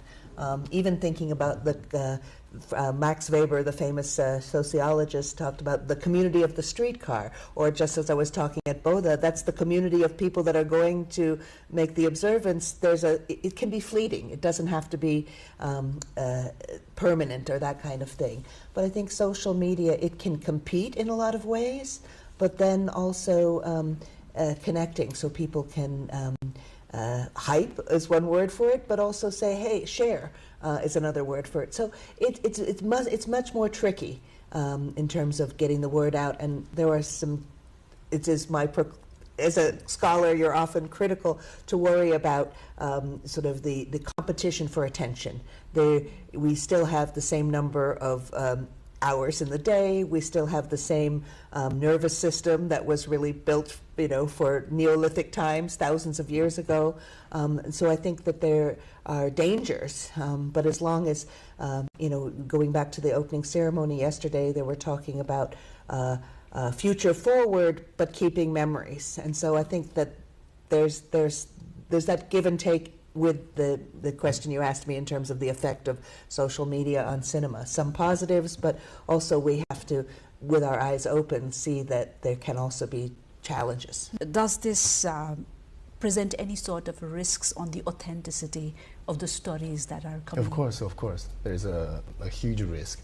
As I work for CGTN, and I can tell you that this documentary that I brought here was my first documentary. During my first 20 years of career, I worked mainly on journalism. For example, in the journalism, we are strictly forbidden to use any kind of AI technology. Anyway, in the TV channel where I work, this is very there are very strict, code to forbid this, because or else people don't know if it's true or false. But I think for those creation parts, I think we can use this kind of new technology or social media. I think is rather beneficial. It can bring us a lot of powerful and efficient tools to, for example, to not only lower the cost but also increase the efficiency of our production. I think on this side it's a good thing. But for me, I just followed several days ago, the French annual cinema festival, which is César, the French César. I see that in France, people also, these people who really have a strong love for the traditional cinema, when they are on the stage, they all called for people to get back to the cinema, to see the big screens. I think this is, sometimes I feel a little bit sad too, because I think maybe with the social media, people spend our days, lying in bed and just scrolling the short videos. Sometimes it's a little bit sad, especially for those who make cinema of great quality, and they spend their whole life to produce quality, high quality, and very good movies. And then sometimes people don't go to the cinema. They go there, less. And sometimes people just lie on their bed and they use a platform like Netflix, and they can see any movies they want. I don't know if it's a good thing or a bad thing. Maybe for the TV, or not only for cinema, for the TV, the profession that I execute is the same thing, because people don't watch TV anymore. They watch TV shows, they use their phone. Yeah. So right here, I would want to ask, as a producer and as a journalist working in a transnational, television, yes, how do you even, balance this immediacy and spectacle of global media? We don't have the choice, because most of the people now use an iPhone. We use smartphone. So our strategy is now much more oriented to all these digital, side. Yeah. When we create, when we do something, make reports, sometimes, the first platform that we broadcast is not our TV screen, it's the platform of social media. So this is what we do to, take this challenge, because we don't have the choice, because when nobody opens their TV, it's I don't know, it's a little bit sad, but it's the trend. No one can stop that trend. I don't know what shall we do. But maybe if you see these things from another side, maybe it's a good thing, because there are still people who go to cinema. Let's talk craft here, Mr. Batao. You launched the reality TV show. I'm not sure if I would pronounce this right, the name of the Français, right? And you also produced documentaries like Learners from the Top of the World, and then there is China, Africa 2035, yes, really interesting pieces. Now, what exactly do you look for when deciding which stories to tell and which stories will travel, beyond borders? How do you even decide that? For any kind of creation work, the most important part is the humanity side. For the documentary that I brought here, for example, as I said, we showed the lives of 6 children of Xizang of 14 years old. And I, as the chief producer of this project, I went there only once during the beginning of the project.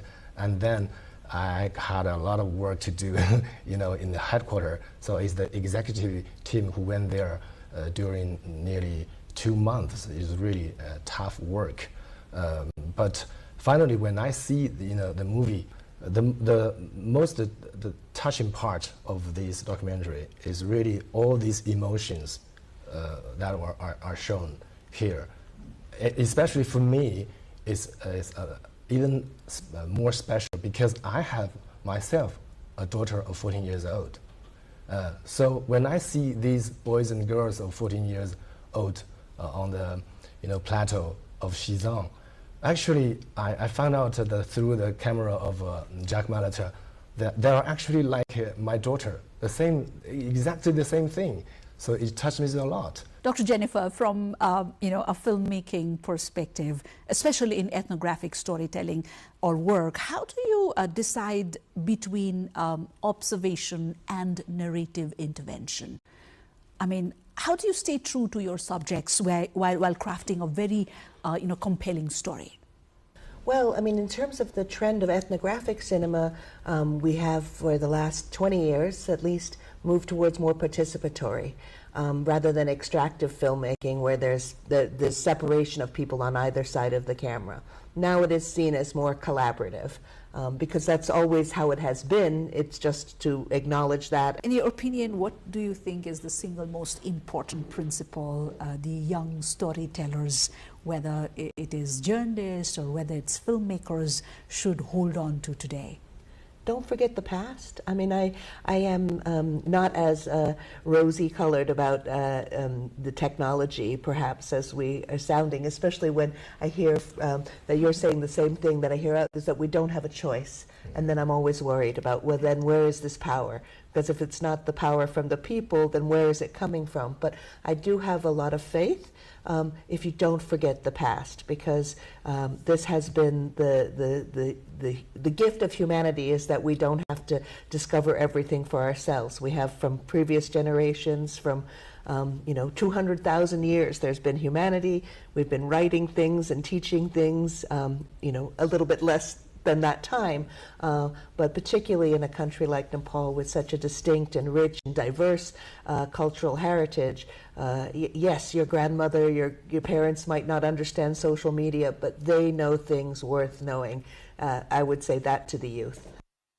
Give us some grace, as my students say, and listen to the old people, because they won't be here forever. Your 2 cents for young filmmakers and storytellers. I learned a lot from the French director Jack Malata. I think he is a documentary filmmaker, but he is a sort of also like a sort of anthropologist, because his favorite topic is just about human history, is about these minorities, living conditions around the world. So I learned a lot from him. Jack Malata is a great documentary filmmaker in France. He's even rewarded the National Order, of the Knight of the National Order. So I think the key of the success is he really respects the people. I think this is very important. I can give you an anecdote. In one of the shooting, a girl in the second episode had a fight with her father, because maybe she made some mistakes in her homework, and her father blamed her, and then the little girl, she got a temper. She elbowed her father, and then in the final version, after that, the picture moved to another scene. It's like it's finished. But my team told me that actually what happened that day is that the fight didn't calm down after that, even got bigger, and the girl, she ran away, and she hid herself in a corner of that village. And my team told us that actually their camera wasn't turned off. They recorded everything here. And our Chinese team said to ourselves that this might be a very good dramatic scene, that if we showed it out, it could be fantastic. It can increase the ratings. But finally, the director, he decided to cut it, because he thinks that this kind of scene, if it is shown on the great public, maybe one day it will hurt this little girl. So I'm really very touched by his this kind of humbleness and respect for people. If you want to make a good movie, you must learn first to respect all the people with whom you work. Wow, that's a beautiful, beautiful sharing that you just did. Coming to this part now, here I get to ask you a few quick questions, right? I'm going to throw you like common questions, just for fun. And I mean, like short answers, just first thing in your mind, you just throw it back to me, right? Shall we start? All right? Okay. A lovely one. One word for Kathmandu. Amazing. Diverse. No, that's a bad word. That's a bad word. Charmant in French, charming, but it's better in French. It's better in French. Charmant, like the sound, the timbre of that. Wow. Charmant. All right, charmant. I learned. Ça, les petits bâtiments en bois, little buildings, wooden buildings. Oh, wow. But that's many words. You know, academics, we can't. You can listen to as many attributes as you send my way. Coffee or tea while working? Coffee. Coffee. Tea. Tea. Doodh wali chai. Doodh wali chai. Wow, lovely. This Have you strange. tried one? Have you tried one? Yeah. Oh yeah, I make it at home all the time. Really? Yeah. How about you? Try Nepali tea? Not yet. A film you could watch over and over. A French filmmaker, Chris Marker, called Sans Soleil, Sunless, which is a sort of a documentary. But also Werner Herzog, who's a great filmmaker, very well known, I'm sure. Many people have heard of him, but he's not a Hollywood style, but Aguirre, Wrath of God. That's a very powerful film. I haven't seen it in a while. But also, you know, I'm trying to think. I don't watch a lot of Hollywood films multiple times. I watch a lot of series multiple times. Right. In French, it's Adieu ma concubine. Adieu ma farewell my concubine. My concubine. Oh, yeah. Oh, wow. Actually, I did. There's a film called Hiroshima Mon Amour by a French director. It's because of you that I got the Francophone on my mind. That is a really gorgeous film. Or a Japanese film. I love the work of Shohei Imamura.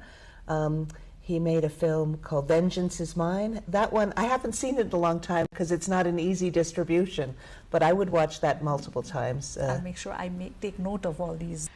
Morning person or a night owl?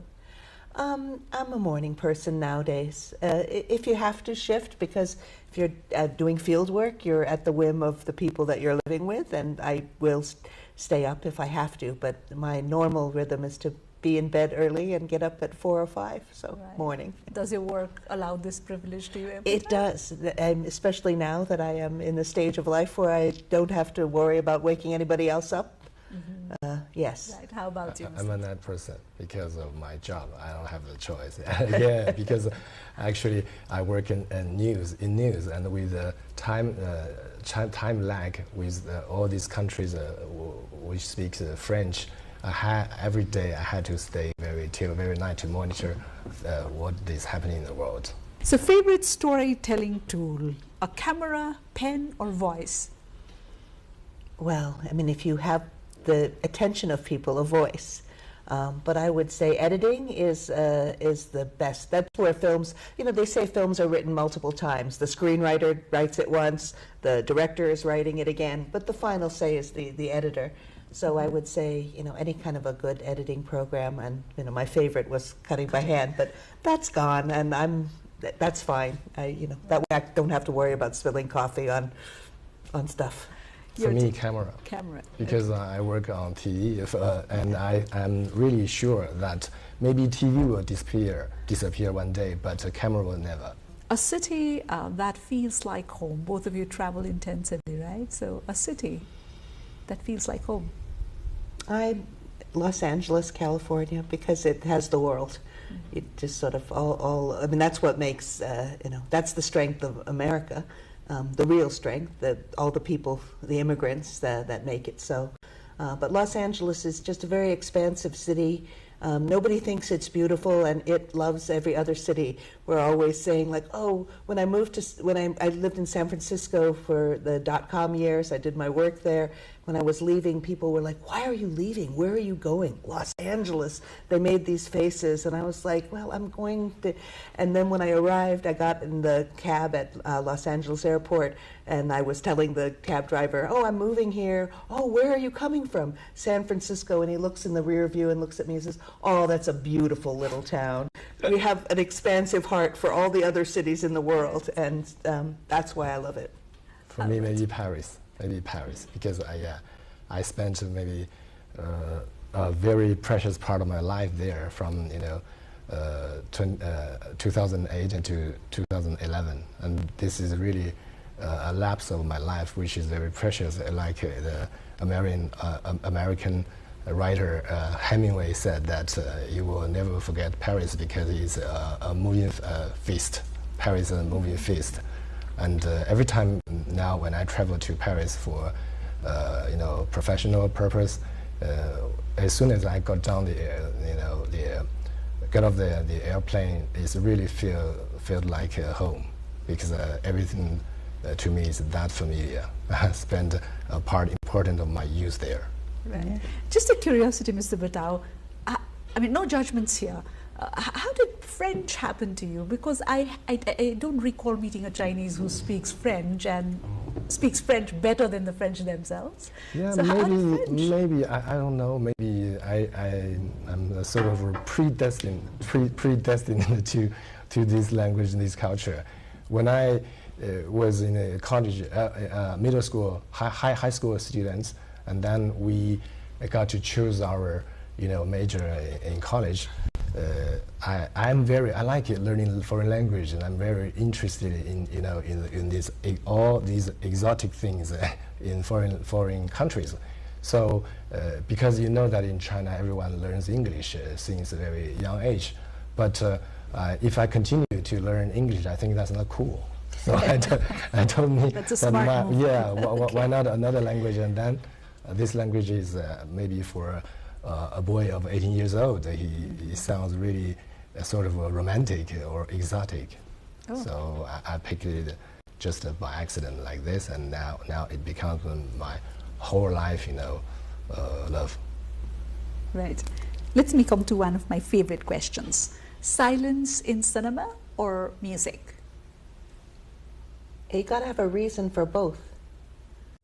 One thing I will say is silence is never silence in the cinema. It's never nothing. You need something to emphasize that it's silent. Some different, the cliche is the door squeak or something. But you need a small sound to show the larger silence. Music can be great, but it's a great deadener. An ethnographic film especially, it's what Mark said, religion is the opium of the people, and I tell my students music is the opium of a bad cut. If you have a good cut, it can work in silence. But what could be more, some of the films in the festival, particularly the national shorts, I was so impressed by how they use song as a story element. Because songs are a lot of the films are celebrating village culture, family life, and there are appropriate songs. So there is nothing, I'm a Generation X of the Walkman, and the greatest thing about the Walkman is not that you can shut your parents from talking to you, it is more that you're in a movie, right? It's like Bollywood, and you're dancing because you have your own soundtrack. So there's no question about the power of music. So I would have to say in that battle, music wins. But if it's a matter of educating my students, you have to have a reason for the music, and it should be a motivated music, not just a cliche music. Sometimes silence is powerful. They're very, very powerful. I remember one of my favorite scenes in cinema is a film from Jia Dangke, Chinese director Jia Dangke, which means the title is The Mountains May Depart or Apart, the English name. And I still remember that there is a scene in which the main character, the lady, and his father were in a railway station, and the girl, she went to a shop to buy something to her father, who was sitting on a bench, on a long bench, and when the girl got back, he found that her dad is already passed away. And at that moment, it was a total silence, and it was very powerful. Not a single word, just a picture, still, and the spectator can feel the strong shock and sadness. Momos or samosas? Well, we're in Nepal. I better say momos. Momos, even if I haven't had the chance to test it. But I make a good protocol. It's a protocol that you do of try course, momos. yeah, I will try. I will try. As long as we can eat it with our hands, because it's too hard with chopsticks. Oh, yes. You're free to use chopsticks, forks, hands, right? But it's a protocol. I'll test it this evening. Right. Thank you so much. It was lovely. Thank you so much, having us. Right. Such a pleasure. Indeed. Thank you so much for coming over and sharing your insights. Thank you. It's a pleasure. Today we have glimpsed the world through many lenses, from the bustling studios and the experiences that are coming from CGTN to ethnographic narratives. Stories are more than content. They're bridges, they connect continents, cultures and hearts. And to our audiences, the stories we tell and the stories we carry are what keep us human. And Creative Forum is where we talk about the humanness through arts and talks and conversations based on arts. This is Shivani Thapa-Bosnet signing off until next time. Goodbye.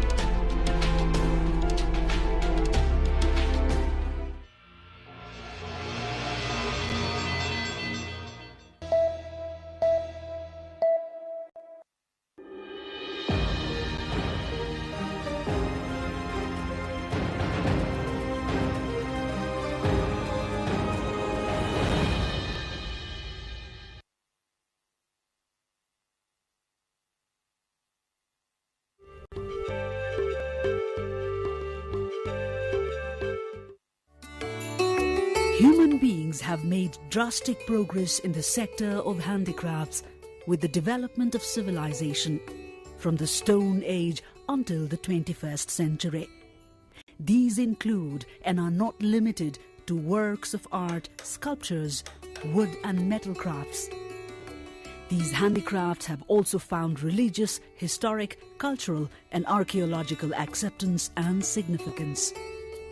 Religious texts have identified the attraction of human settlements in the mountainous region of Nepal, which has always remained an independent sovereign nation.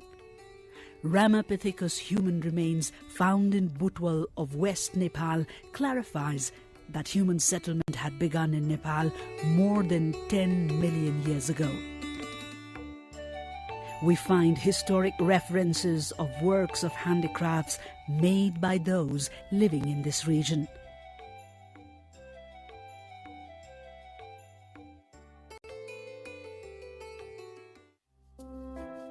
Such Nepali handicrafts are artistic and useful, therefore also successful in gaining international appreciation.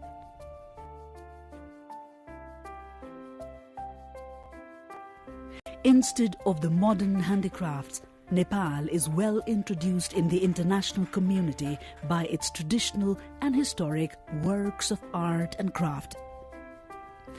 Millions of tourists who visit Nepal every year observe, study and relish the traditional handicrafts available at religious shrines.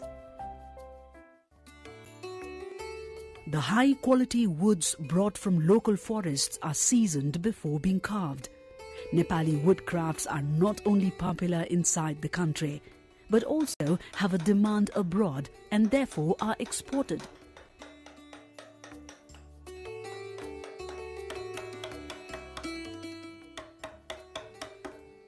In addition to sculptures of gods and goddesses, artistic doors and windows, among other furniture, are made from wood in Nepal.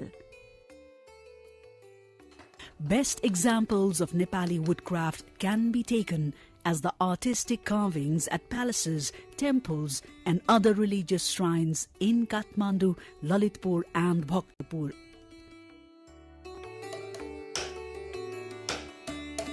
The 6th century woodcraft present at Rudravarna Mahavihar in Okubahal of Lalitpur is considered the oldest.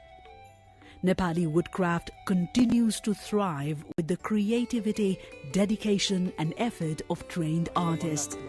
Artist Punyaraj Tuladhar, popular around the world, shares his experience.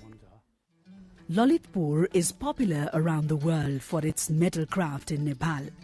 Works of metal craft produced here had a great demand in countries including Bhutan, Japan, China and European nations.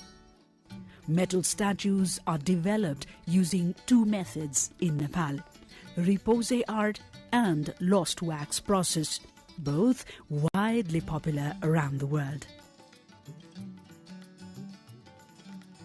Repose art is a metalworking technique in which a malleable metal, silver, copper and brass among others, is shaped by hammering from the reverse side to create a design in low relief. Small sheets of metal are cut based on required measurement to form different organs of statues before being welded together. Designs and patterns are then carved into the structure. Gold is plated in some works such as metalcraft as well. Such metal sheets are also used in the roof of temples and other religious shrines.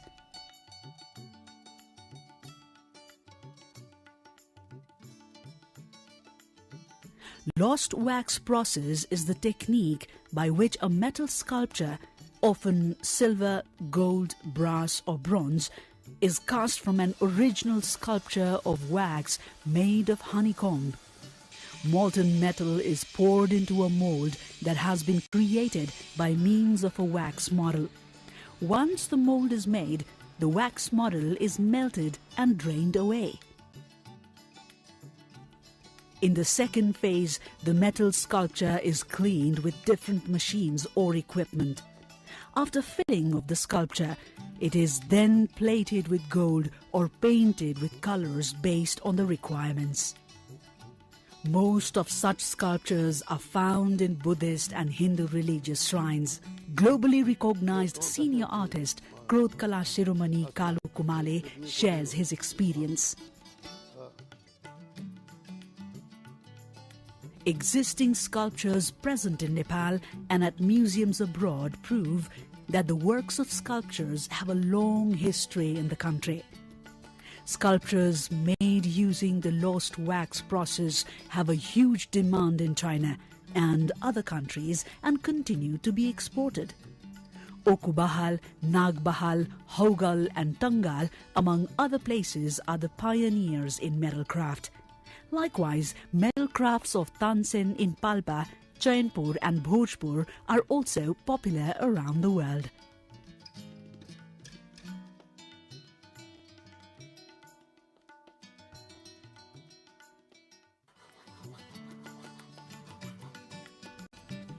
Silver filigree art of Nepal is internationally recognized. The genre, which began during the Lichavi era and grew in the Malla era, is considered quality work of art of Nepal. Attractive shapes are made from metals including silver, and precious stones are then used to create artistic objects. It is believed that works of filigree art were the first ones to be purchased by tourists. Artists speak of a huge demand of quality Nepali filigree art in the international market. Senior artist Dilliraj Shakya shares his experience. Stone art is taken as a significant category of handicrafts. Equipment including hammers is used in development of beautiful sculptures. This form of art had begun with the development of different kinds of weapons. They are strong and durable and therefore remain intact. Most of the sculptures of gods and goddesses are made from stones. Likewise, sculptures of animals, stone taps, temples, religious symbols and goods used in daily lives are also made from stone.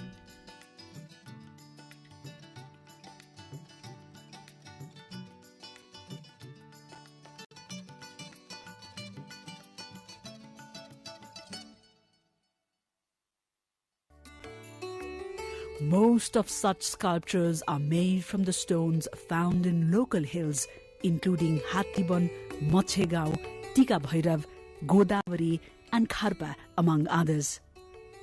Senior artist Dharmaraj Shakya says that Nepal's stone art has a unique identity. Of the stone sculptures found so far, a sculpture of King Jaya Varma found in Hanigaon and currently conserved at National Museum in Chhaoni is considered to be the oldest historic sculpture. Likewise, sculptures in Changu installed by King Mandev, another found in Tilganga near Pashupati, a sculpture of Vishnu Vikrant in Lazimpat, and the one at Budha Nilkantha are also considered historic. Sculpture of Birupaksha Kirateshwar Mahadev at Pashupati Aryaghat, Vishwaroop at Changu, Garud Sayan Vishnu sculpture, Palanchuk Bhagwati, Gazalakshmi of Lalitpur, Chashal Hiti and Krishna Mandir of Patan, among others, are considered the best stone sculptures of Nepal. Terracotta sculptures and masks, among other artworks, are made from clay. Terracotta works are thought to have been in existence in Nepal from a long time. According to historians and archaeologists, terracotta works found during a recent excavation administered by the Department of Archaeology were from the 2nd century BC. In recent practices, terracotta works are made before the development of metal sculptures. Different goods used in daily life are made from terracotta works. In addition to the sculptures of religious figures, products such as cups and plates, among other utensils, are also made from terracotta technique, while they are sold in domestic and foreign markets as well. Artists who have been working with terracotta for ages live in Thimi of Bhaktapur, Dang and Kapilvastu.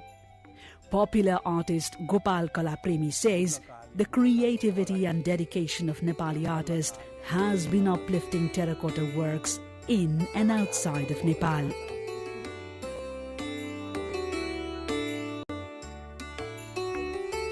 Pauba art is made in the Kathmandu Valley and is considered as a traditional art form. This form of art is known as Thanga in Tibet. In Tibetan language, documentation and archives of gods and goddesses is called Thanku or Thanga. In this form of art, color from natural minerals is used to paint the pictures of religious figures on cloth. The large figure of main god and goddesses is placed at the center, while remaining gods and goddesses are placed in relatively smaller figures at the other parts. The background of this form of art includes different kinds of flowers, clouds, trees, and birds and animals. An artwork of Ratnasambhav Buddha conserved at the County Museum in Los Angeles of the United States of America is considered to be the oldest Paubha art, which was developed in the 13th century.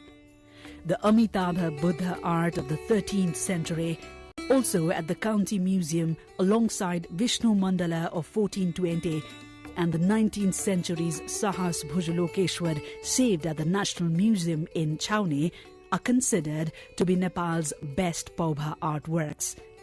The demand of Paubha artworks is increasing in Nepal and the foreign market. Popular and senior artist Lok Chitrakar says continuous efforts of talented artists has helped increase the popularity of Nepali Paubha art. Nepali handicrafts have established a significant position in the international community for their traditional, religious, social, historic and archaeological richness. Nepal Academy of Fine Arts has been conducting significant tasks in regards to conservation, promotion and development of Nepali handicrafts. Active involvement of experienced, skilled and talented artists, along with their devotion and sacrifices, have been rejuvenating Nepali handicrafts and helping establish a unique and superior identity of Nepal in the international community.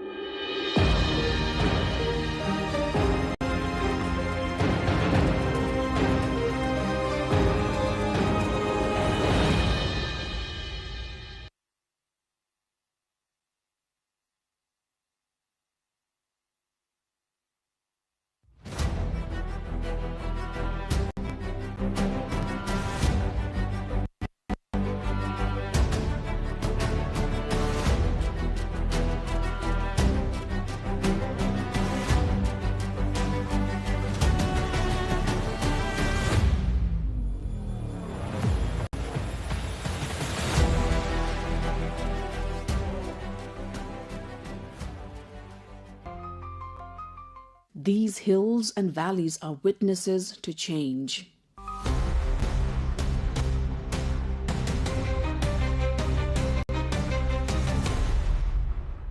They hold countless dreams and the aspirations of a prosperous nation.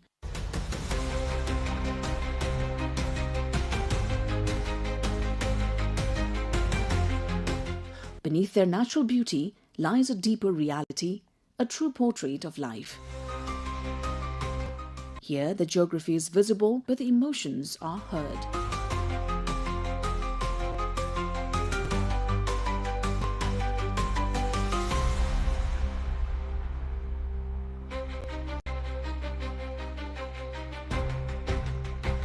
Our effort is to bring closer the landscape and sentiments of Rukum West, a region filled with dreams, possibilities, and determination. Since the Mid-Hill Highway connected Rukum, it has played a vital role in local development.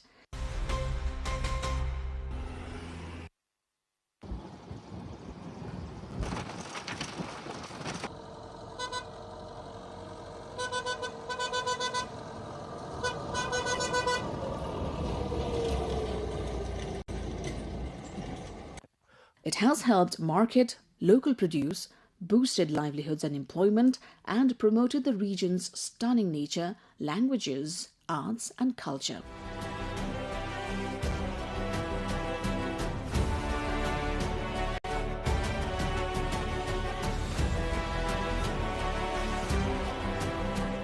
Many older residents never imagined a road passing near their homes or ever riding in a vehicle.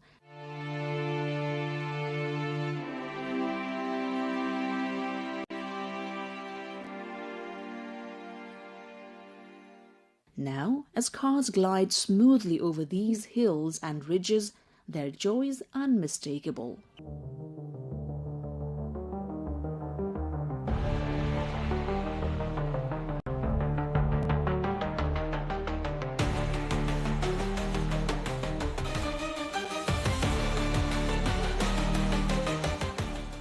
As we pass through the villages of Rukum, we encounter countless stories of hope and trust.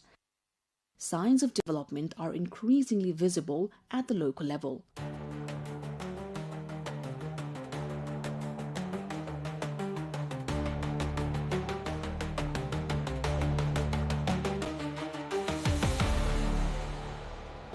Vehicles now travel on blacktop roads, and improved access to technology has made rural life more dynamic. Whether it is Sankha in Musikot municipality or Rimna Dobhan in Sani Bheri rural municipality,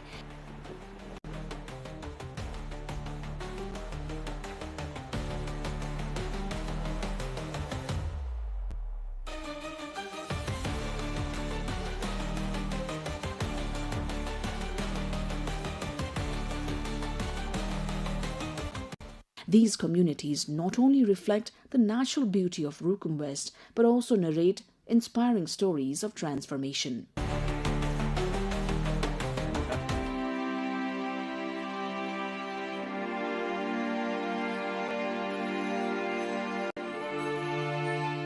Rukum is a district shaped by a decade-long armed conflict. During those years, it stood at the center of national attention. Yet after the peace process, its development trajectory has steadily risen. Improvements in roads, political awareness, education and healthcare have all played a crucial role in this progress.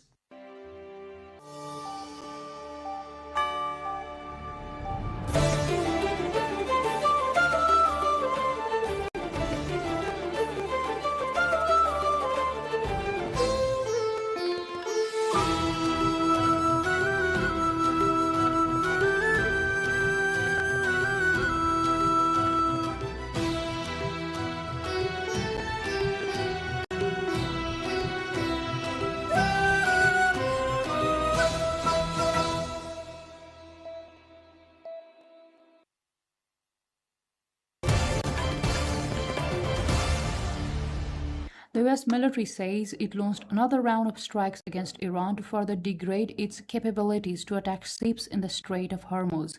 The strikes, the 10th consecutive night of attacks, came after US President Donald Trump vowed to punish Iran for the deaths of US soldiers. In response, Iran said it struck 2 oil tankers in the waterway as well as US military assets in Bahrain, Kuwait and Jordan, state news agency IRNA reported. Iranian President Masoud Pezeshkian had said Iran is now fighting a full-scale war with the US. Trump earlier said Iran had been hit very hard the previous night in honor of 3 US soldiers killed recently, 2 in Jordan and 1 in Iraq. US Central Command CENTCOM said its latest strikes had hit Iranian military command centers, maritime capabilities, missile and drone launch sites, and air defense systems. Explosions were reported near the northwestern city of Tabriz, where state media said 1 person was killed and several wounded, as well as at the Gulf ports of Bandar Mashahar and Bandar Imam Khomeini and the southeastern ports of Chabahar and Konarak. CENTCOM also insisted that commercial vessels are continuing to pass through the Strait of Hormuz. The reported incident comes amid heightened tensions in the region, with the strategic waterway facing increased security concerns due to ongoing military confrontations and disruptions affecting global energy routes. Meanwhile, Iranian Interior Minister Iskandar Momeni has arrived in Islamabad for an official visit to Pakistan. Momeni's visit comes as Iran and Pakistan seek to strengthen cooperation in areas including security, border management, and regional stability. Officials from both countries are expected to discuss bilateral relations and shared challenges during his meetings with Pakistani leaders. The visit takes place as regional tensions continue to rise, placing greater focus on diplomatic engagement between neighboring countries. Andy Burnham of the Labour Party has been appointed the United Kingdom's 7th Prime Minister in a decade. Burnham, as he took the office as the new Prime Minister, pledged a 10-year plan aimed at tackling the cost of living crises, rebuilding industry and restoring political stability. In his first address as Prime Minister, Burnham said his government would set out a long-term vision for the country later this year. Later this year, I will bring forward a new plan for Britain, a 10-year plan, laying out a path from where we are now to where I believe we all want Britain to be, wherever we're coming from, whatever party we support. He also pledged to re-industrialize Britain and address homelessness, including ending rough sleeping on the country's streets. Burnham also announced plans to remove value-added tax from electricity bills from October, saying the move will help ease pressure on households struggling with the cost of living. His leadership marks a shift toward a more left-leaning approach for the ruling Labour Party, with a focus on economic intervention and public service. Outgoing Prime Minister Keir Starmer, in his farewell remarks outside 10 Downing Street, meanwhile said he would give his full support to his successor. I'm about to visit His Majesty the King to offer my resignation and close the book on my time as Prime Minister. My work is done.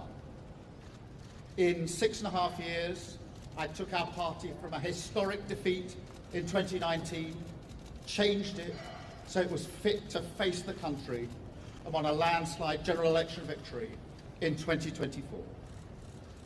Since then, it has been the privilege of my life to serve you and this great country as Prime Minister. Burnham now faces the challenges of delivering on promises to ease financial pressures on households while addressing broader economic and social issues facing the United Kingdom. The Prime Minister has appointed John Healey as Chancellor, Ed Miliband as Foreign Secretary, and Wes Streeting as Defence Secretary. Angela Rayner has returned to her previous role as Housing Secretary, while Shabana Mahmood remains Home Secretary, maintaining continuity in key domestic portfolios. The United Nations marked Nelson Mandela International Day with renewed calls for global action to tackle poverty, inequality, and social injustice. During an observance at the UN General Assembly, Secretary General Antonio Guterres said, "Ending poverty requires a transformation of economies and societies that puts people at the center." Delivering remarks on behalf of the Secretary General, UN Chef de Cabinet Earl Courtney Rattray highlighted Mandela's belief that progress depends on collective action. Ending poverty and inequality requires rewiring economies and societies to focus policies, budgets, and investments where they belong, on people. He said Mandela's legacy was built on principle of freedom, justice, equality, solidarity, reconciliation, compassion, and peace, urging countries to continue working toward a more inclusive world. As we mark Mandela Day, let's recommit to the timeless principles that defined his life: freedom, justice, equality, solidarity, reconciliation, compassion, peace. Let's carry forward Mandela's vision of a just, inclusive, equal, and peaceful world. UN General Assembly President Annalena Baerbock also honored Mandela's vision, saying peace requires more than the absence of conflict. She said lasting peace depends on human dignity, justice, and equality, adding that the responsibility to fight poverty and inequality remains with the international community. Nelson Mandela reminded this assembly, us, of the same principles that guided the founding of this organization. That peace requires more than the absence of conflict, that it requires human dignity, justice, and equality for all. As we mark the Nelson Mandela International Day, we honor not only that vision, we acknowledge our own responsibility to carry this work, this spirit forward. As reflected in this year's theme, it is still in our hands to combat poverty and inequality. Representatives from civil society and local governments also called for policies that ensure access to basic needs, including food, housing, and healthcare, while protecting universal human rights. Nelson Mandela was a South African anti-apartheid leader, human rights activist, and the country's first black president. The United Nations General Assembly declared July 18 the birthday of Mandela as the Nelson Mandela International Day in recognition of the former South African president's lifelong contribution to peace, freedom, and reconciliation. Born on July 18, 1918 in Vezo, South Africa, Mandela became one of the most influential figures in the global struggle against racial discrimination and inequality.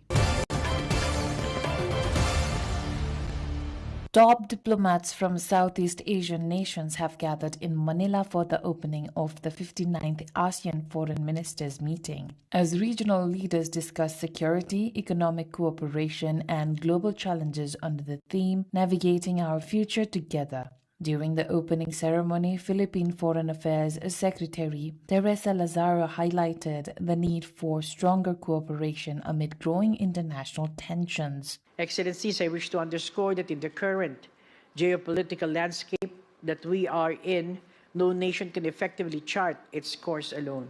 Throughout human history, we have learned that the most successful journeys are those undertaken together with mutual respect and trust, as well as a shared sense of purpose. Foreign ministers from ASEAN member states posed for a group photo at the opening event, marking the start of high-level discussions on regional stability and cooperation. The meeting comes as Southeast Asia faces a range of challenges, including geopolitical competition, conflicts beyond the region, and economic uncertainties. Southeast Asia, a major oil importer with a combined gross domestic product of $3.8 trillion, is highly exposed to the supply crunch and has sought to fast-track an ASEAN oil sharing mechanism to mitigate the impact. U.S. Secretary of State Marco Rubio is also scheduled to attend the summit, where he has said he is open to meeting with the Chinese and Russian counterparts on the sidelines. Also attending will be delegates from India, Japan, Australia, South Korea, Russia, Britain, and the European Union, among others. The gathering is expected to focus on strengthening diplomatic engagement and addressing issues affecting peace and stability across the Indo-Pacific region. Thousands gathered again in the Indian capital Delhi on Tuesday, a day after a police crackdown on supporters of India's Cockroach Janata Party (CJP), a youth-led movement seeking education reforms and resignation of Education Minister Dharmendra Pradhan. Tens of thousands of young men and women had turned up for Monday's protest and tried to march on Parliament, defying a police ban. Central Delhi witnessed overwhelming violence with at least 60 protesters wounded when police used batons and tear gas on them. Policemen also tore down the stage and makeshift tents at the main protest venue. Police said 118 of their personnel were also injured and 70 protesters have been detained. The Cockroach Janata Party is a satirical political movement inspired by remarks made earlier this year by India's Chief Justice, who used the word cockroach to describe unemployed young people turning to journalism and activism. After the comments sparked outrage, he said he had been referring only to those with fake and bogus degrees. Monday's huge turnout showed that CJP, though not a registered political party, has evolved into a movement capable of drawing tens of thousands onto the streets. Protesters who have been camped for the past month at Jantar Mantar, a 300-year-old observatory in Delhi, gained global attention after activist and educationist Sonam Wangchuk joined them on 28 June and began an indefinite hunger strike in support of their demands. He was forcibly removed from the protest site by the police on Saturday and taken to hospital where he continues to fast. The movement has broadened into one of the most visible expressions of public dissent against the incumbent Indian government.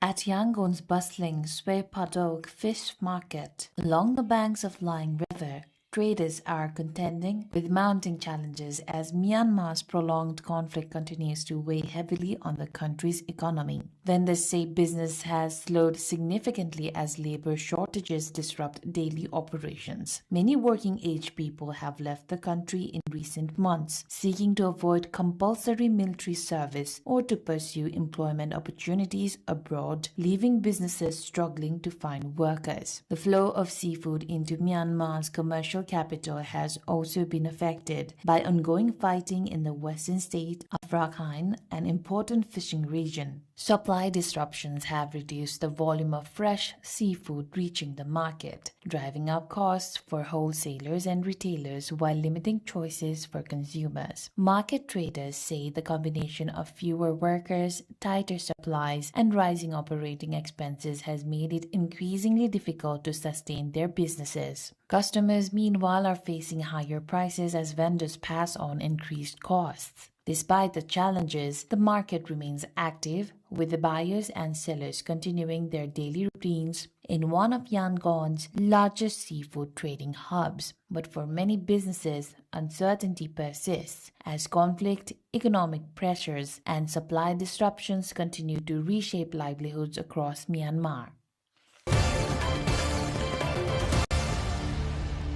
Indonesia's Sumba Island is emerging as one of the country's rising tourism destinations, offering visitors a unique blend of natural beauty, cultural heritage, and traditional island life. Located in East Nusa Tenggara Province, Sumba is known for its rolling savannas, pristine beaches, and distinctive customs that have been preserved for generations. Across the island, daily life continues much as it has for decades. Residents prepare traditional meals using local ingredients and time-honored cooking methods, reflecting the island's rich culinary heritage. Open grasslands are home to Sumba's iconic horses, which have long been an important part of local culture and are closely associated with the island's traditions and annual festivals. Tourism officials and local communities are increasingly promoting sustainable travel, encouraging visitors to experience authentic village life while supporting local businesses, artisans, and family-run accommodations. Travelers are drawn not only by Sumba's cultural attractions, but also by its dramatic landscapes where sweeping hills meet the coastline. As the day comes to a close, vibrant sunsets cast a golden glow across the island's beaches and savannas, offering one of Sumba's most memorable sights. With its combination of living traditions, striking scenery, and growing appeal as an alternative destination, Sumba continues to attract travelers looking to experience a different side of Indonesia.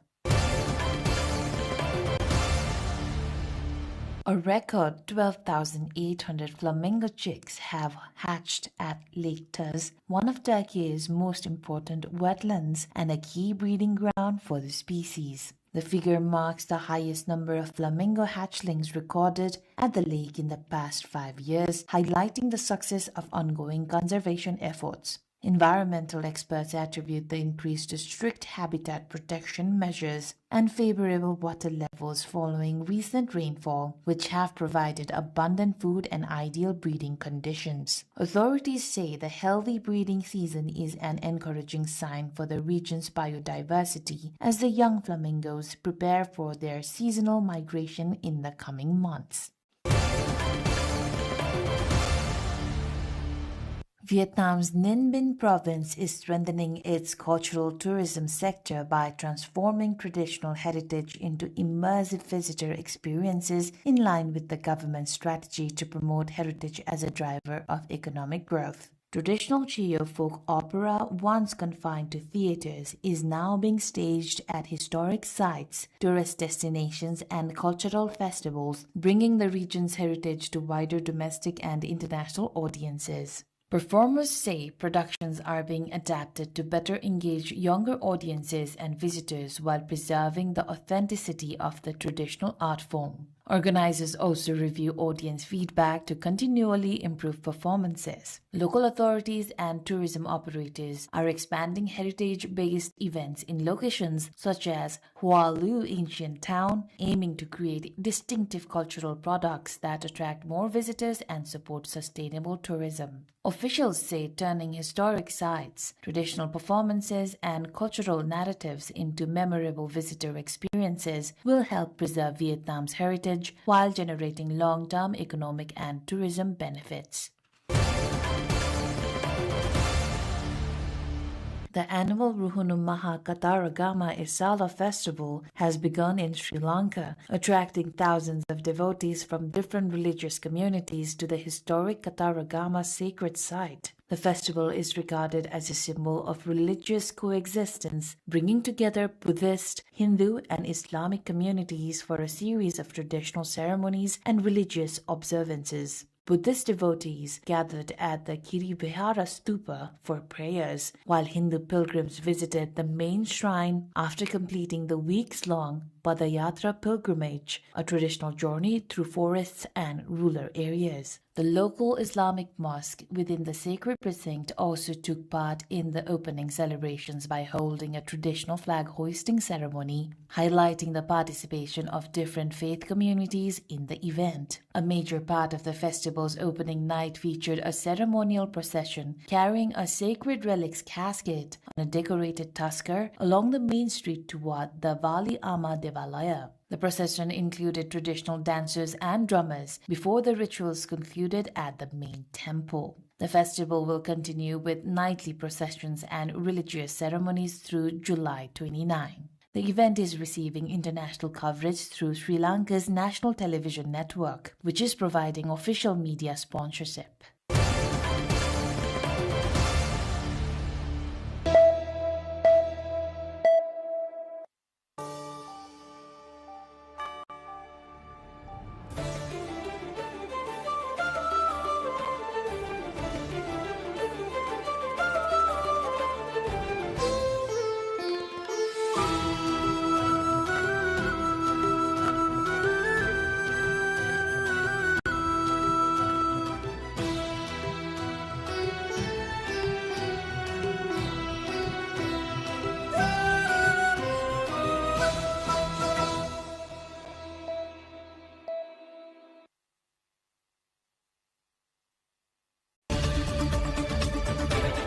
Hello and welcome to The Perspective on NTV World. I am Sabika Shrestha, your host for the program.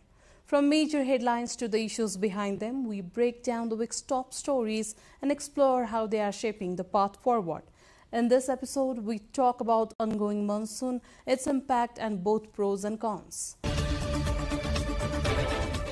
For a country like Nepal, the monsoon is both a lifeline and a challenge. While seasonal rainfall is essential for paddy plantation, agriculture and replenishing water resources, climate change is making monsoon patterns increasingly erratic and intense, amplifying the risk of disasters. Unplanned development, fragile infrastructure, weak drainage systems and poorly managed road construction have further increased the country's vulnerability. Nepal is now facing a renewed spell of intense monsoon activity with heavy to very heavy rainfall forecast across several provinces. Authorities have warned of an increased risk of floods, landslides, inundation and river overflows. In major cities such as Kathmandu, even moderate rainfall frequently leaves roads waterlogged, disrupts traffic and exposes shortcomings in urban drainage and infrastructure.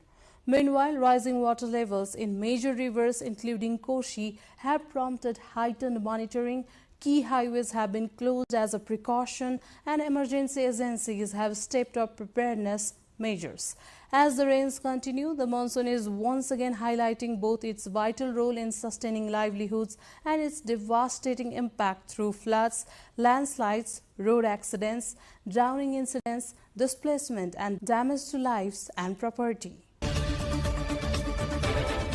While climate change is making Nepal's monsoon more intense and unpredictable, unplanned bulldozer-driven development, haphazard road construction and poor urban planning are turning seasonal rainfall into a growing disaster. Roads and rural tracks are the first signs of development anywhere in the world, but the opening tracks and motorable roads haphazardly in the name of development in hilly terrains have their own sorrow. Nepal has been bearing the brunt of the so-called bulldozer development with recurring landslides that are displacing entire villages. Here's the story. Roads are synonymous to development in any country, and Nepal is not an exception. Whether at the local or provincial level, governments have prioritized extending roads to every village. However, due to the tendency of opening tracks without accessing soil conditions, rock formations or conducting geological studies, many rural roads are creating serious risk of landslides in the highlands. With the onset of the monsoon each year, landslides frequently block these rural roads, disrupting transportation. Beyond road closures, landslides also destroy fertile land while making the hilly settlements and slopes increasingly unsafe. Experts describe this trend as bulldozer development. हाम्रो चाहिँ भिरालो जमिनलाई काटेर stabilise कसरी गर्ने भन्ने उपाय गरिएन, पानीको समुचित निकास गर्न सकिएन।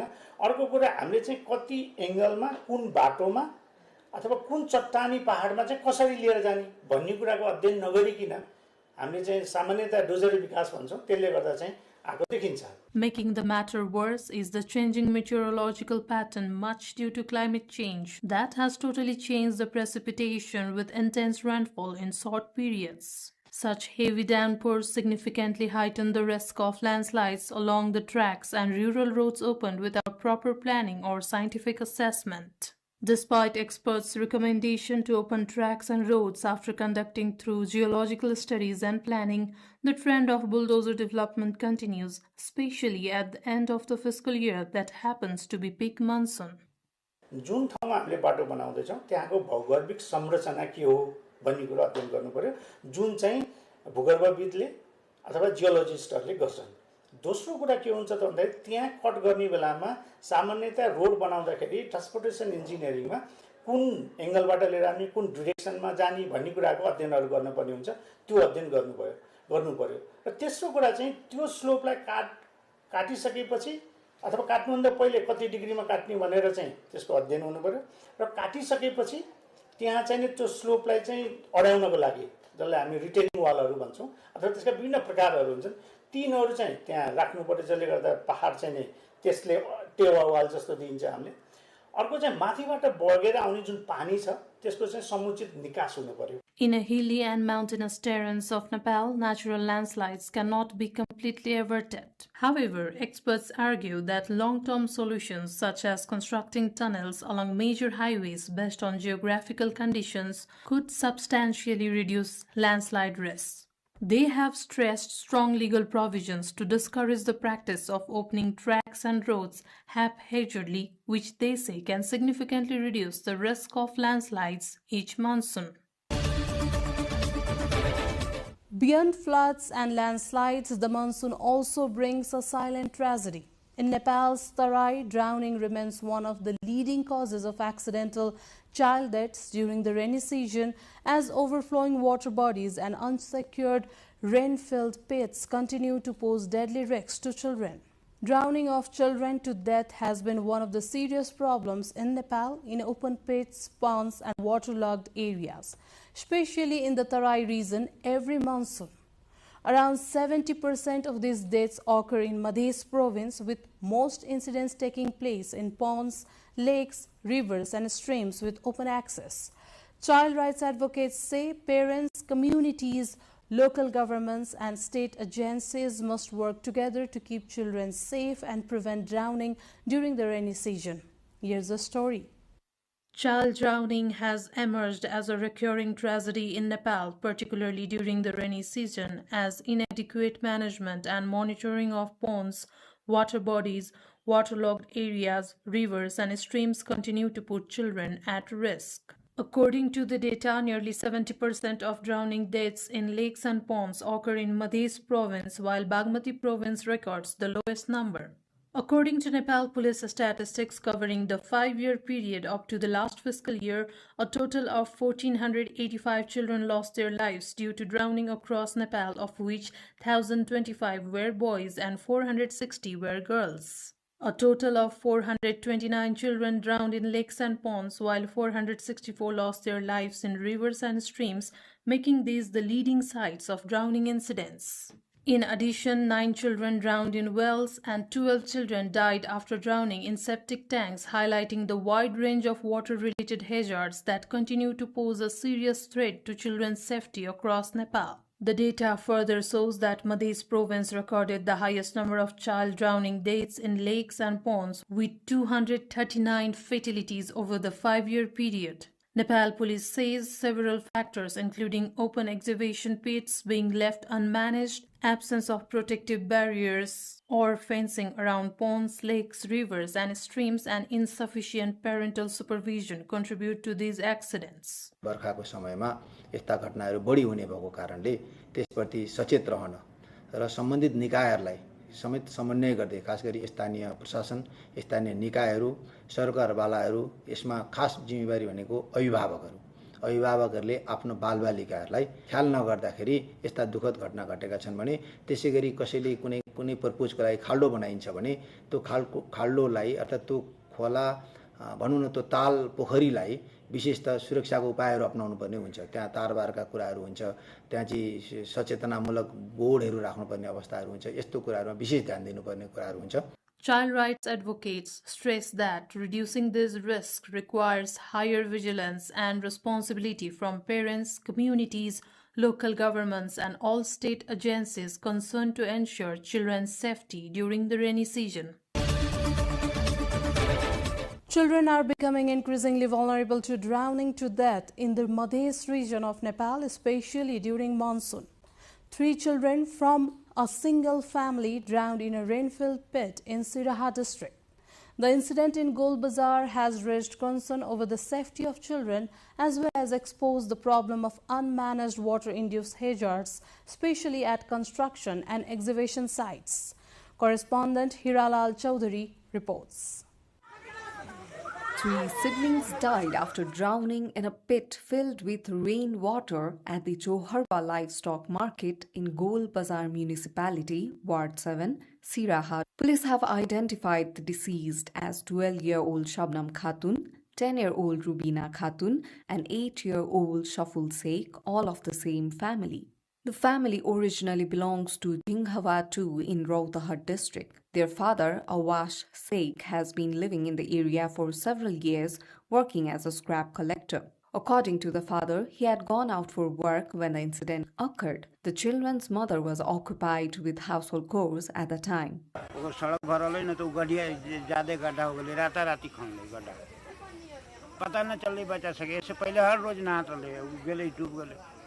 ऊ डुबले बा हमरा लड़का डुबले ओकरे बाद में तब ई छौरी फान ले एकरे बाद में उहो एक बार लड़की रहे उहो फान ले पकड़ेला तले सब सामान ये सरकार से नगरपालिका से हमरे क्षतिपूर्ति चाहिए ना.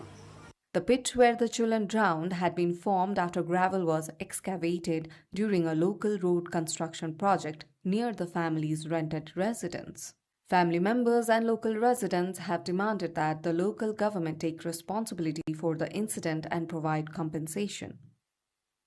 रात 11 बजे खड़ने हैं नगर पालिका के गलती नहीं तो क्या कर गलती है ऐसा का हमरा के इंसाफ चाहिए और कुछ नहीं चाहिए इंसाफ चाहिए केटा घर में से 3 गो बच्चा अथी भ गेले का मर गेले का काल बने और केकरो बच्चा जा सके है ना तो राता रात इनका मतलब जैसे रोड बना देने हैं पूरे एकदम गहिर कर देने हैं घर के बगल में खुना है कि चौड़ी में खुना है चौड़ी में खुना है घर के पछाड़ी में खड्डा खुनल का एकरा एक छोटी टा बच्चा मरल देख ले बाबी गुना एकर क्षतिपूर्ति कर देते. Open pits that collect rainwater during the monsoon remain a recurring hazard in the district. Local governments have been urged to identify and secure such sites, particularly where excavation work is underway. Police say investigations into the incident are continuing. The tragedy has left one family devastated and raised fresh questions about safety oversight at construction and excavation sites during the monsoon. Now turning to the brighter side of the monsoon, beyond the wrecks, the monsoon is the lifeline of Nepal's agriculture. Nepal has completed around 75% of its annual rice plantation, with the Ministry of Agriculture saying farming activities have progressed as expected despite a delayed monsoon onset. Sudar Pashchim province recorded the highest transplantation rate at over 90%, while authorities expect nearly 97% of paddy fields to be planted by the end of the season. Let's explore more. The Ministry of Agriculture says that as of Sunday, approximately 75% of paddy plantation had been completed nationwide, compared with 72.14% during the same period last year. Sudar Pashchim province has recorded the highest plantation rate at 90.67%, while Kosi province has the lowest at around 55%. Madhya province, Nepal's largest rice-producing region, has also shown improvement with 57.13% of plantation completed compared to 46.83% during the same period last year. According to the ministry, plantation has reached 80.65% in Lumbini province, 78.36% in Gandaki province, 77.33% in Bagmati province, and 77.05% in Karnali province. As rice planting continues throughout the Nepali month of Shravan, the ministry expects around 97% of the country's paddy fields to be planted by the end of the season. It also projects this year's paddy production to reach between 5.8 and 6 million metric tons. आजसम्मको ट्रेनहरुलाई 90% plus चाहिँ रोपाइ हुने सम्भावना देखिन्छ. त्यस हिसाबले हेर्दाखेरि 5-7% को तलमाथि भए तापनि टोटल प्रोडक्सनमा चाहिँ यो वर्ष अझ राम्रो हुने अवस्था देखिएको छ. किन भन्दा अहिले हामीलाई दुईटा चीजले फरक पारेको हो कि जस्तो देखिन्छ. एउटा ढिलो वर्षा भएको अवस्था छ. अर्को यो अब फ्युलको प्राइस बढेको कारणले गर्दा रासायनिक मलको आपूर्ति चाहिँ समयमा सोचे जति किसानले अपेक्षा गरे अनुसार भएको छैन कि भन्ने छ. तर त्यसको विकल्पमा अहिले कृषकहरुको तर्फबाट के छ भन्दा हाम्रो आफ्नै प्राङ्गारिक उत्पादन पनि प्रशस्त छ र सँगसँगै हाम्रो बायो फर्टिलाइजरको चाहिँ एप्लिकेसनहरु गर्ने त्यसलाई इन्करेज गर्ने काम पनि मन्त्रालयले गरिरहेको छ र सँगसँगै हाम्रो बजेटले र हाम्रो विनियोजन बजेटले जति खरिद गर्न सकिन्थ्यो त्यसलाई यसको डिस्ट्रिब्युसन चाहिँ राम्रो बनाएको कारणले यो वर्ष रासायनिक मलको पनि जति उपलब्ध छ त्यसको अब किसानको हकमा किसानले पाउने मात्रामा चाहिँ राम्रोसँग पाएको अवस्था देखिन्छ. According to the ministry, improved irrigation facilities and better availability of chemical fertilizers have helped maintain the pace of plantation across most provinces despite below average rainfall at the start of the monsoon. Official data show that rice has so far been planted on 958,574 hectares of land out of Nepal's total 1,373,862 hectares of cultivable paddy area. The monsoon is also energizing Nepal's hydropower sector. Nepal is producing more electricity than even before, but a lack of transmission capacity is forcing power producers to reduce generation. Around 80 hydropower projects are currently operating at only about 90% of their capacity after demand failed to absorb all the electricity being generated. The situation has raised concerns among private power producers who say thousands of megawatts of potential energy could go to waste without urgent infrastructure upgrades. Kamal Aryal with Siksha Bhattrai on Sound brings more. Nepal's energy sector is facing a growing contradiction. The country has ambitious plans to export electricity, including a government target of sending 10,000 megawatts of power to India over the next decade. But the national grid is struggling to carry the electricity already being produced. Government and private sector projects are currently generating more than 4,300 megawatts of electricity. Of that, around 2,600 megawatts is consumed domestically, while approximately 1,200 megawatts is being exported to India. More than 500 megawatts of additional electricity remains unused. Private producers say if this surplus power could be exported, Nepal could earn around 9 billion rupees during a single season. Instead, they warn wasted electricity could mean an annual loss of the same amount. The issue has become a major concern for independent power producers. कन्टिन्जेन्सीमा run भइरहेछ अहिले बर्खामा तपाईको भनेको 30% को हाराहारीमा बल्ल चाहिँ विद्युत चाहिँ उत्पादन भइरहेको छ त्यसमा अब भन्दाखेरि त्यो सबै बिजुली बाँकी खेर गइरहेको छ दोर्दी कोरिडोरले यो भन्दा अगाडि नै झनै 5 अर्ब भन्दा बढी बिजुली खेर गइसकेको अवस्था छ र अरु प्रोजेक्टहरुमा पनि डिस्प्याच इन्स्ट्रक्सन चाहिँ इस्यु गरिरहेको छ जसले चाहिँ 90% को हाराहारीमा मात्रै बिजुली उत्पादन भइरहेको छ Energy authorities say work is underway to prevent electricity wastage. The government says it is upgrading transmission infrastructure and expanding the capacity of the national grid. Transmission lines in urban areas, including Kathmandu Valley, Pokhara and Chitwan, are being upgraded, with some sections being placed underground. Authorities are also working to expand the 132 kilovolt grid network from the east to west and improve the distribution system.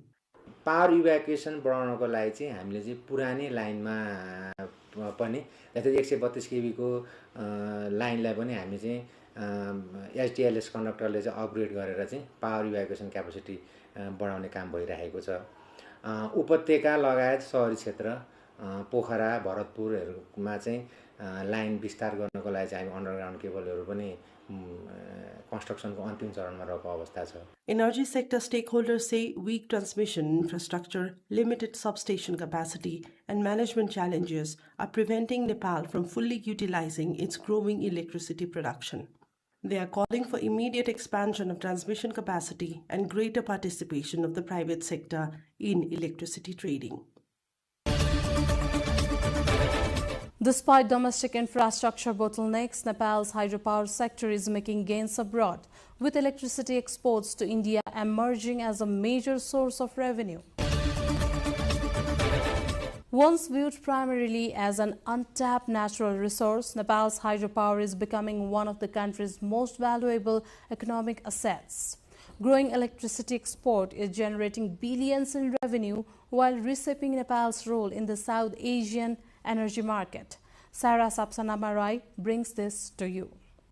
On July 15, Nepal expanded its electricity exports once again, signing an agreement to send an additional 550 megawatts of power to India, increasing total cross-border export capacity to 1,650 megawatts. The milestone comes just a few years after Nepal began commercial power exports to India in 2021, highlighting the country's rapid emergence as a regional clean energy supplier. Electricity exports grew from 2,339 gigawatt hours in fiscal year 2021-22 to a record 3,752 gigawatt hour in the fiscal year 2023-24. Although exports declined to 1,933 gigawatt hour in the fiscal year 2024-25, largely reflecting the seasonal nature of Nepal's run-of-river hydropower system, they rebounded to 2,380 gigawatt hour the following year, generating 17.47 billion rupees in export revenue.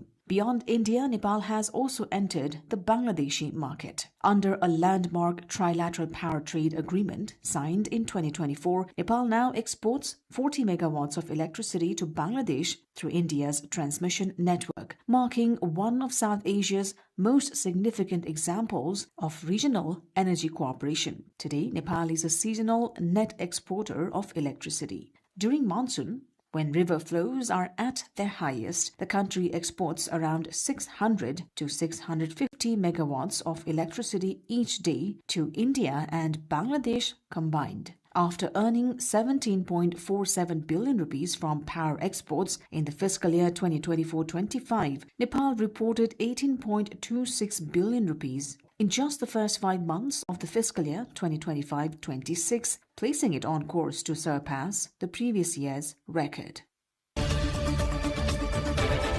That's the perspective for this week. We will be back next week with major updates of the week. Stay tuned to NTV World.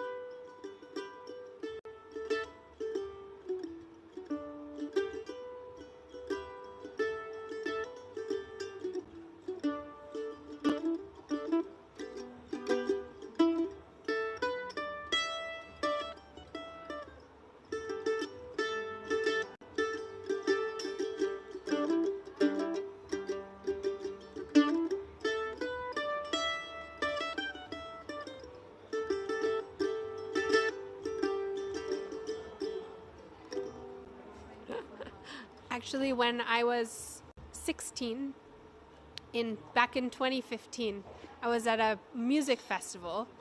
This music is called bluegrass that I play, and I was at this bluegrass festival, and this person named Tara Linhart. She is amazing. You can talk to her more, but she had a fantastic project called the Mountain Music Project.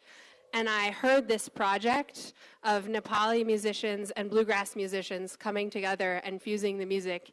And I thought it was really, really cool to see this cross-cultural collaboration. But I really just wanted to get back to music. And so I reached out to Tara. I had an opportunity to get some funding. And I emailed her randomly. She was in Bhutan at the time. And I said, hey, I want to set up a music project in Nepal. Can you connect me with some of your buddies? And she got on a WhatsApp call and started giving me the lowdown of how awesome it was. One of the people she introduced me to was actually Prince's father, Sham Nepali. And we met in New Hampshire. And we jammed together and had a great time. And he said, oh, when you get to Nepal, you have to meet my son. He's so great. He'll play music. You'll play music together. I was like, yeah, whatever, okay. Like, every dad is going to say that about their son. Like, is it going to be great? Well, then 3 months later, I showed up in Nepal, and I had only brought a mandolin. and I wanted a guitar to write some songs on. So I called up Shamdai and I said, hey, can I borrow a guitar? He said, yes, come meet my son. And so I met Prince in Kirtipur, and we started playing that day. And then we sat down and we started playing, and it was just like magic. It was just sort of this instant connection. That was pretty special and crazy to me that we grew up on opposite sides of the world, and there are American musicians who I don't vibe with. We don't have a connection. But me and Prince, it was just an instant connection. And so we started jamming together. It's a love song that my great-grandfather composed. And we're going to fuse with another bluegrass love song.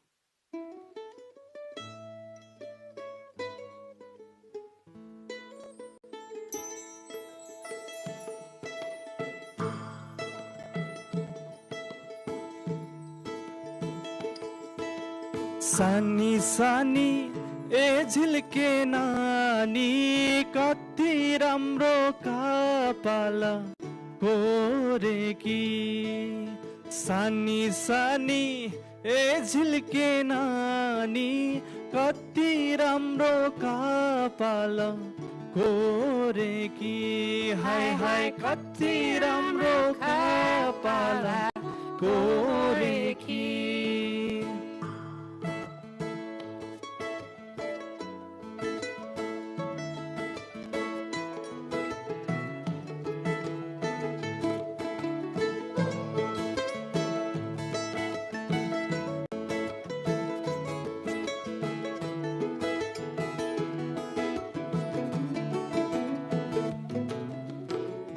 Chashme दाजु झिल्के मिल्के जुल्फी मात्र कोर्ने चस्मे दाजु झिल्के मिल्के जुल्फी मात्र कोर्ने दारी जुङ्गा दन्त देखाई मेरो मन चोर्ने दारी जुङ्गा दन्त देखाई मेरो मन चोर्ने जिस्काउन है परुलाई हाय सिबर काकी छोरीलाई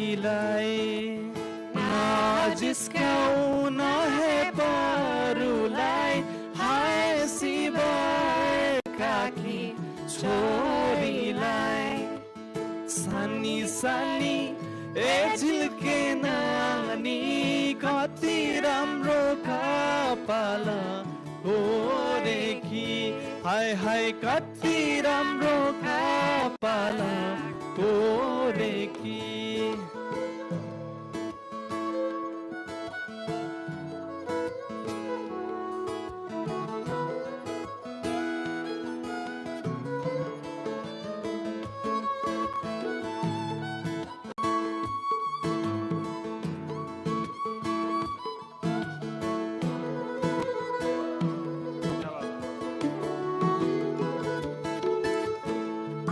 जन्म दिने भगवान त हुर्काइदिने आमा जन्म दिने भगवान त हुर्काइदिने आमा कसले हेर यति राम्रो भइराइदियो जमा कसले हेर यति राम्रो भइराइदियो जमा सानी सानी ए झिल्के नानी कति राम्रो कपाल कोरेकी सानी सानी ए झिल्के नानी कति राम्रो कपाल कोरेकी हाय हाय कति राम्रो कपाल कोरेकी हाय हाय कति राम्रो कपाल कोरेकी हाय हाय कति राम्रो कपाल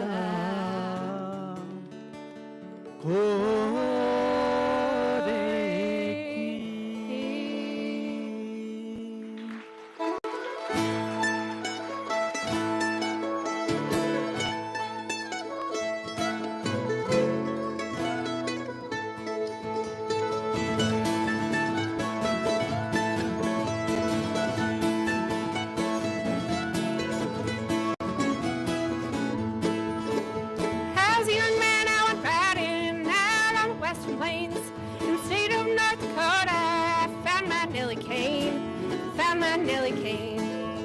Well, she was living in a lonely cabin with son by another man. 5 years she had waited for him, as long as a woman can, as long as a woman can. And I don't know what changed my mind, till then I was a rambling kind of love I can't explain that I had for Nellie Kane.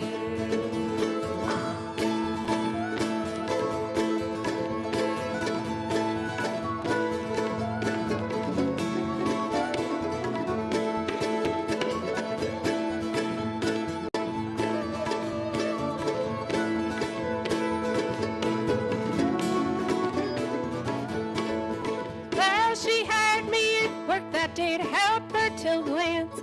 In the afternoon we planted seeds, in the evening we held hands, in the evening we held hands.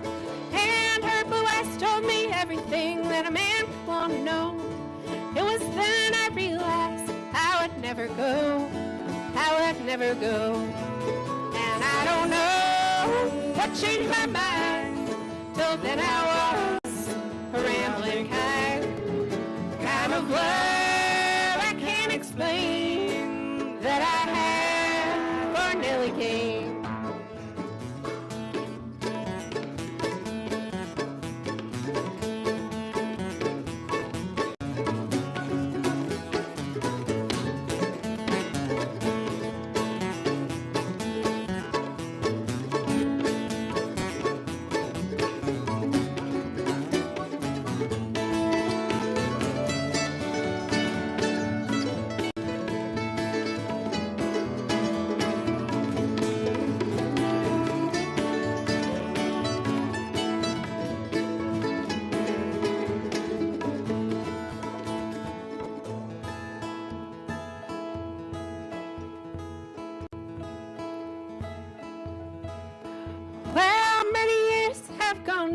We've grown up tall.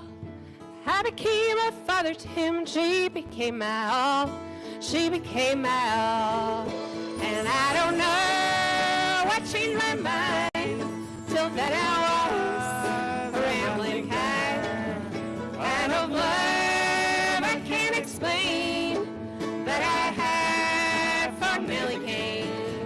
No, I don't know what changed my mind, till then I was a rambling kind of love I can't explain that I had for Nellie Kane.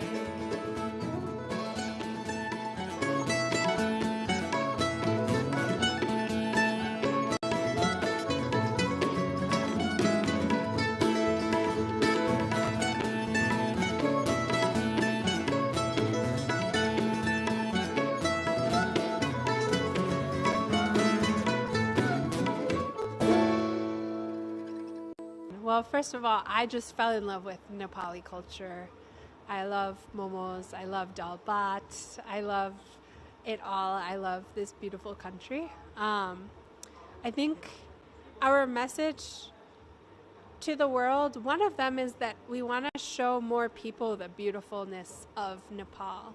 I think that from my perspective, I love Nepali folk music, but in this country, sometimes people haven't valued it. They've looked to the West for other influences. And so one of our goals is to bring up Nepali folk and fusing it. We're not just doing pure folk music, but to show that this is a vibrant, evolving history and tradition that is still relevant today. And then I also think to people abroad, and especially to Nepalis, I want to show them that they can take their instruments and their culture and they can bring it to the world, and that it's so amazing. I mean, everyone who I know that maybe they don't know so much about Nepal, maybe the only thing they know is that Mount Everest is there. But then once they try a momo, once they hear some music, then they love it. And so we want to just share this music with more people and share the cross-cultural collaboration. I know I've been saying this for a couple of years now, but because we recorded an EP for one day, And then I've been gone from Nepal for the last year, and the hard drive just sat, and no one did anything with the files yet. So we finally got the files going, and we are finally working on our debut EP that will feature a lot of these songs, including the next one, which is one I wrote a couple of years ago.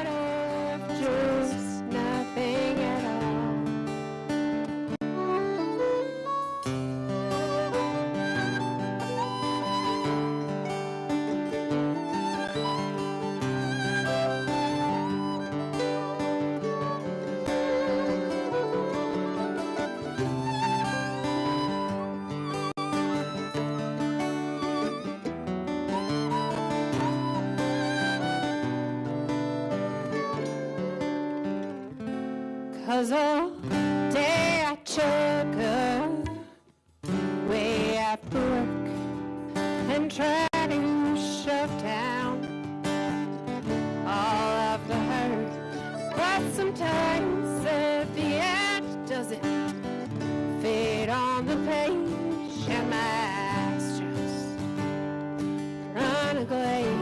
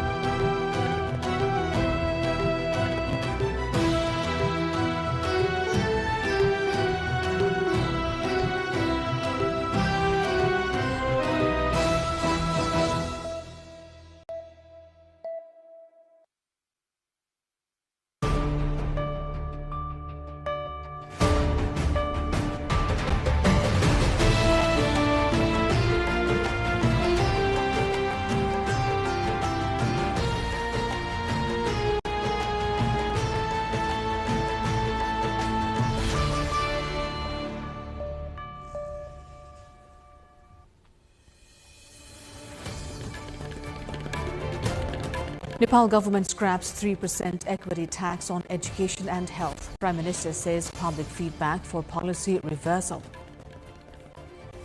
Nepal faces mounting foreign employment fraud backlog.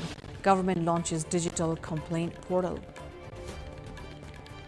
Heavy monsoon rains continue across Nepal. 19 highways affected by floods and landslides.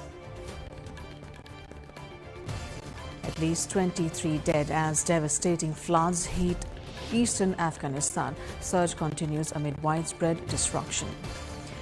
US slaps 50% tariff on Canadian imports. Canada vows trade talks as duties start in 30 days. And Nepal loses to Namibia by 8 wickets in ICC League 2 Tri-Series opener.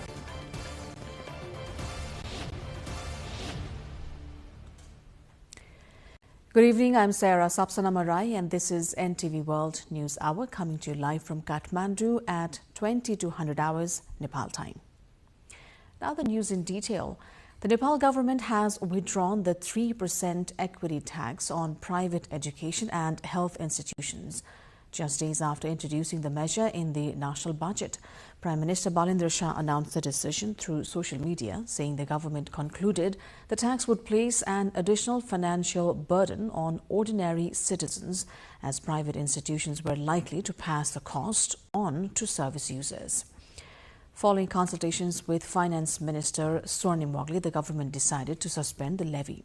Prime Minister Shah said the tax had originally been proposed to expand access to education and healthcare for people in remote and disadvantaged communities, also support underprivileged children and strengthen health insurance coverage. Instead, the government will require private hospitals and educational institutions to reserve 10% of beds and seats for disadvantaged citizens.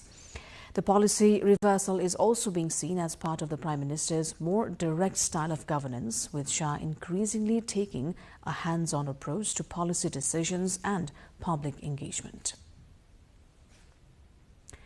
Now, thousands of foreign employment fraud complaints files have remained pending at Nepal's Department of Foreign Employment since 2000, as thousands of victims continue to wait for justice. The government says it will study the backlog and take necessary action. It has also launched an online portal, ujuri.gov.np, in fact, enabling victims to file complaints and upload supporting documents using a mobile phone or computer, eliminating the need to travel to Kathmandu. The Department of Foreign Employment receives 25 to 30 employment fraud complaints each day.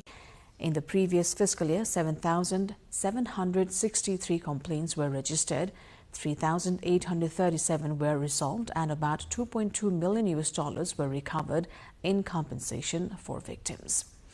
Now, monsoon activity remains strong across Nepal, with the Department of Hydrology and Meteorology warning of an elevated risk of flash floods as continuous rainfall affects many parts of the country. Authorities have issued alerts for riverside communities in several districts, urging residents to stay vigilant, monitor official weather advisories, and avoid flood and landslide-prone areas. Meteorologists say persistent rainfall could trigger a sudden rise in water levels in small rivers. The ongoing rain has also disrupted transport, with landslides and flooding blocking several major highways and partially affecting others. Road authorities have deployed heavy equipment to clear debris and restore traffic, while travelers are being advised to check road conditions before setting out. Nighttime traffic remains restricted on the BP highway due to risk of flooding. At least 23 persons have been killed in devastating floods in eastern Afghanistan as rescue workers search through mud and boulders with excavators and poles for people feared trapped. The worst hit area was Parun, the capital of Nuristan province, where dozens of homes, shops and municipal buildings were destroyed. Officials warned the death toll could rise as search operations continued, with residents also digging through debris using limited equipment after floodwaters left large boulders scattered across the town.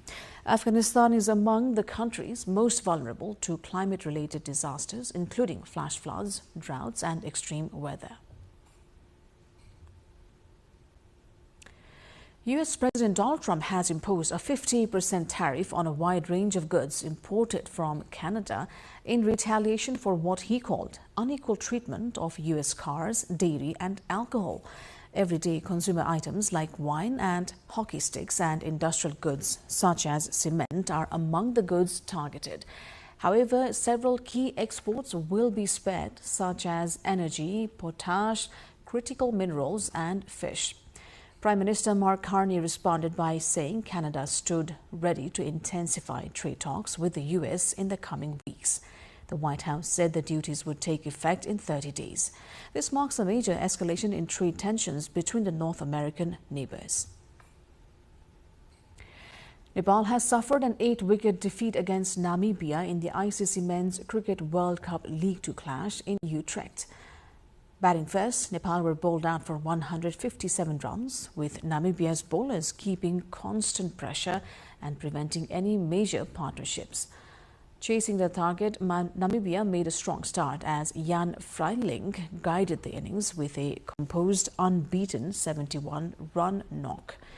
Namibia reached 151 for 2 before the match was decided under revised conditions.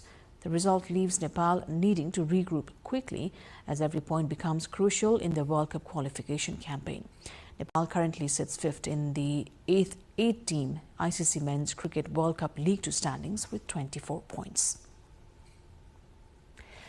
Now, after the break, Nepal's push for good governance enters a new phase. The government moves to reshape the civil service with thousands of positions set for review as it targets a leaner and more efficient bureaucracy. And a new taxpayer incentive scheme promises cash rewards for consumers as authorities seek to boost bill collection, digital payments and tax compliance. Stay with us for our issue of the day.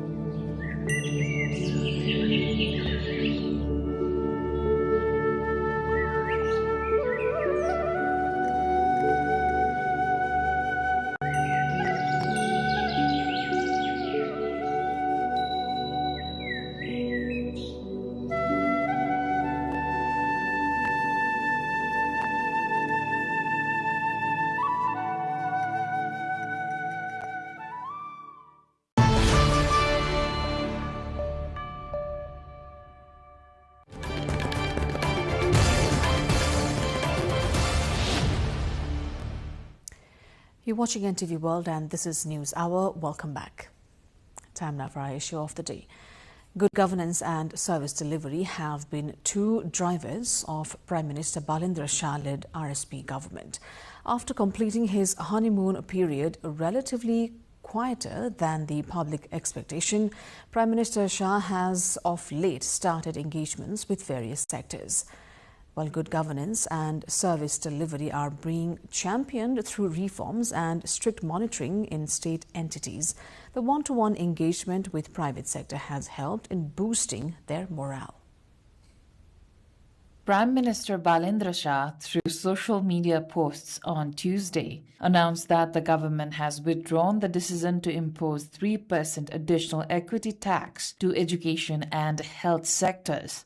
The posts soon became trending news in Nepali media, though the information is yet to be disseminated through official government communication channels. The practice of executive head of the state announcing major decisions, in this case rolling back a budgetary provision, was not seen in Nepal earlier. However, the practice is not new, be it US President Trump or Indian Prime Minister Narendra Modi. The discussion, however, here is not on that practice, but the active engagement of Prime Minister Shah in matters of good governance and service delivery. In his post, Prime Minister Shah has said the government has backtracked because of the direct tax on general public. Neither educational institutions nor health institutions would have borne the equity tax themselves, but levied on the service seekers. As Prime Minister Shah said, the move also shows that he is not going to wait for the system to correct the mistakes, but fix it then and there, be it by taking to social media. This also speaks of the people's first approach of the government after 100 days of silence. In terms of engagements and statements, Prime Minister Shah in the last 2 weeks met with various stakeholders in person. Most of the engagements were with members of the business, industry, and trading sectors. If you do not believe the meetings have served as a morale booster for the private sector, just check the share market that rose by more than 70 points after the meeting with share market stakeholders. Nepal's government has begun a major restructuring of its civil service as part of its good governance agenda, with thousands of public sector positions expected to be eliminated following an organization and management review. The move is aimed at streamlining the state bureaucracy, improving service delivery and aligning the size of civil service with the government's recent restructuring of ministries. The government has estimated that around 5,000 civil service positions from secretary to assistant level could be eliminated following an ongoing organization and management (ONM) survey aimed at restructuring the public administration. The survey was launched after the government reduced the number of federal ministries from 22 to 18 as part of its administrative reform agenda. The restructuring has led to the merger of divisions and sections, prompting a review of staffing needs across ministries. Although the final report has not yet been completed, officials expect a significant number of employees to become surplus once the restructuring is implemented. In response, a meeting of government secretaries on Monday decided that no government office may seek approval for permanent recruitment or submit vacancy requests to the Public Service Commission without prior approval from the Office of the Prime Minister and Council of Ministers during the current fiscal year. However, government spokesperson Hemraj Aryal said the decision does not amount to a blanket recruitment freeze, adding that agencies will still be able to recruit staff where justified based on operational needs. ONM ले त सबै पद काट्ने मात्रै पनि काम गर्दैन, नयाँ पद पनि सिर्जना गरे हुन्छ। ती नयाँ पदहरूलाई पदपूर्ति गर्नको लागि, स्थायी पदपूर्ति गर्नको लागि ती रिक्त पदहरूमा पनि लोकसेवा आयोगमा विज्ञापन गर्न यसले बाधा पुगेन भने लोकसेवा आयोगको विज्ञापन चाहिँ निरन्तर एजिटी चलिरहने नै भयो। तर मात्र के हो भन्दा चाहिँ अहिले फाजिलमा पर्ने कर्मचारीहरूको व्यवस्थापन पनि गर्नु पर्यो भन्ने कुरा। The government says the ONM survey will guide the restructuring of civil service positions, employee management, and improvements in public service delivery across the federal, provincial, and local levels. Nepal's Ministry of Finance has introduced a taxpayer incentive gift program to encourage consumers to collect bills, improve tax compliance and promote electronic payments. Implemented by the Inland Revenue Department, the scheme allows consumers making personal purchases above 100 Nepali rupees or about 65 US cents with valid bills or e-payments to participate in a monthly lucky draw. Each eligible transaction will generate one gift ticket. However, business purchases, government payments, utility bills, transport tickets and purchases by individuals without a personal account number (PAN) will not qualify. Winners will be selected through automated draws on the 1st and 16th of every Nepali calendar month, with daily prizes of about $864 US and bumper prizes of around $6,478. The government says the initiative aims to increase voluntary tax participation, promote bill collection, expand electronic payments and reduce revenue leakage.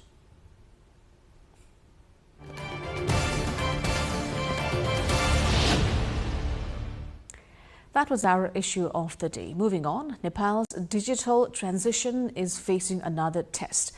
A nationwide disruption in the transport management system delayed vehicle registration, renewals and license services as authorities migrate to a new platform. And as the government pushes for faster public services, thousands of foreign employment fraud victims continue to wait for justice amid a growing backlog of cases. Our cover story after this break.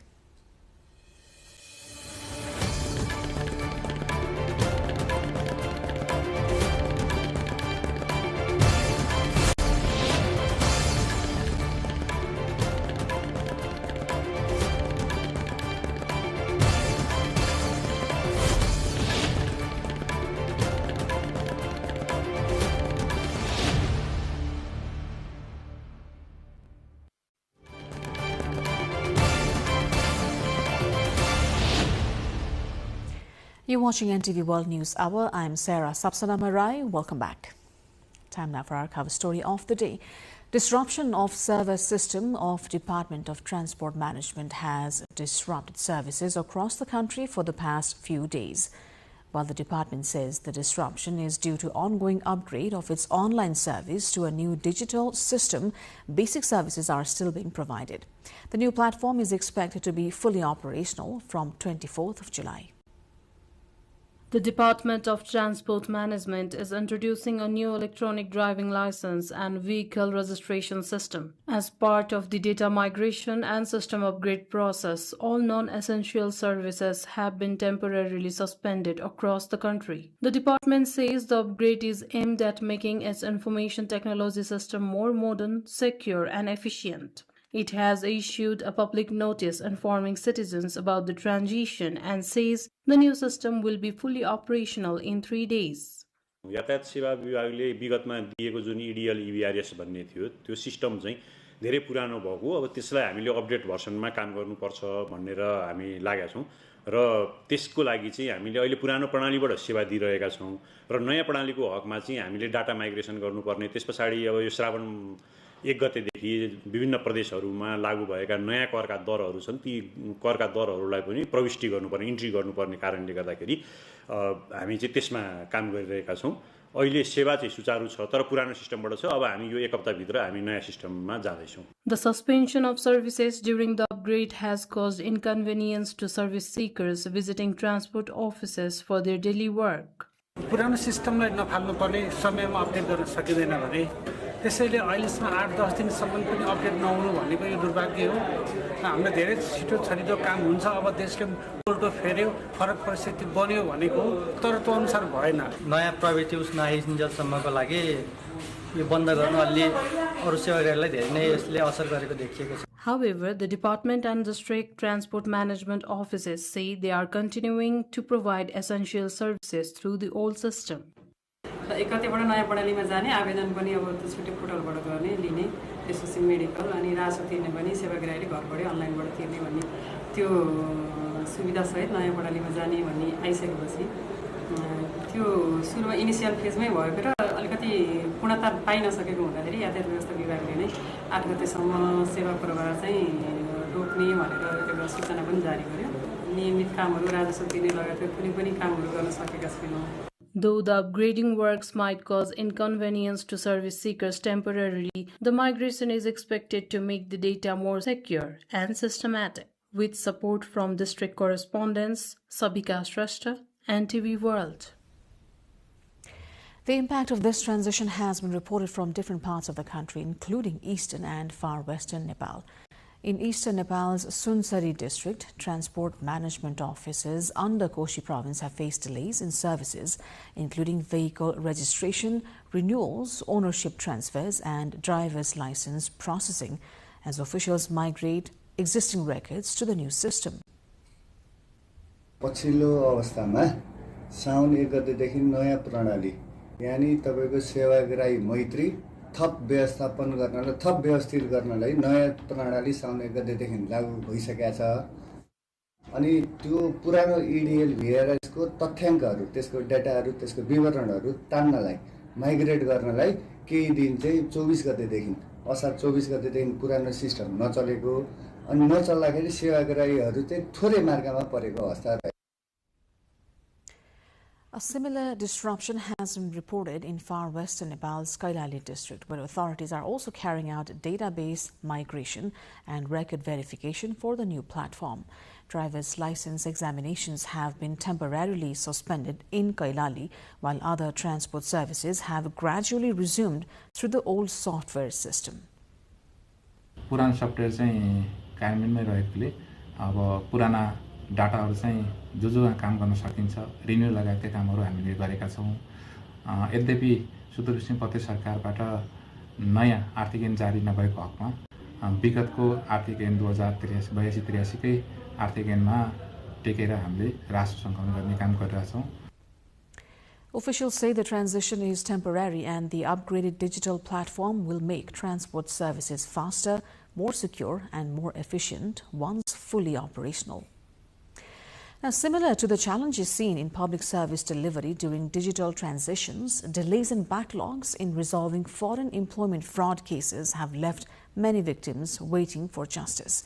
While the government has introduced measures to make services more accessible and efficient, thousands of migrant workers continue to face delays in getting their cases resolved. A report.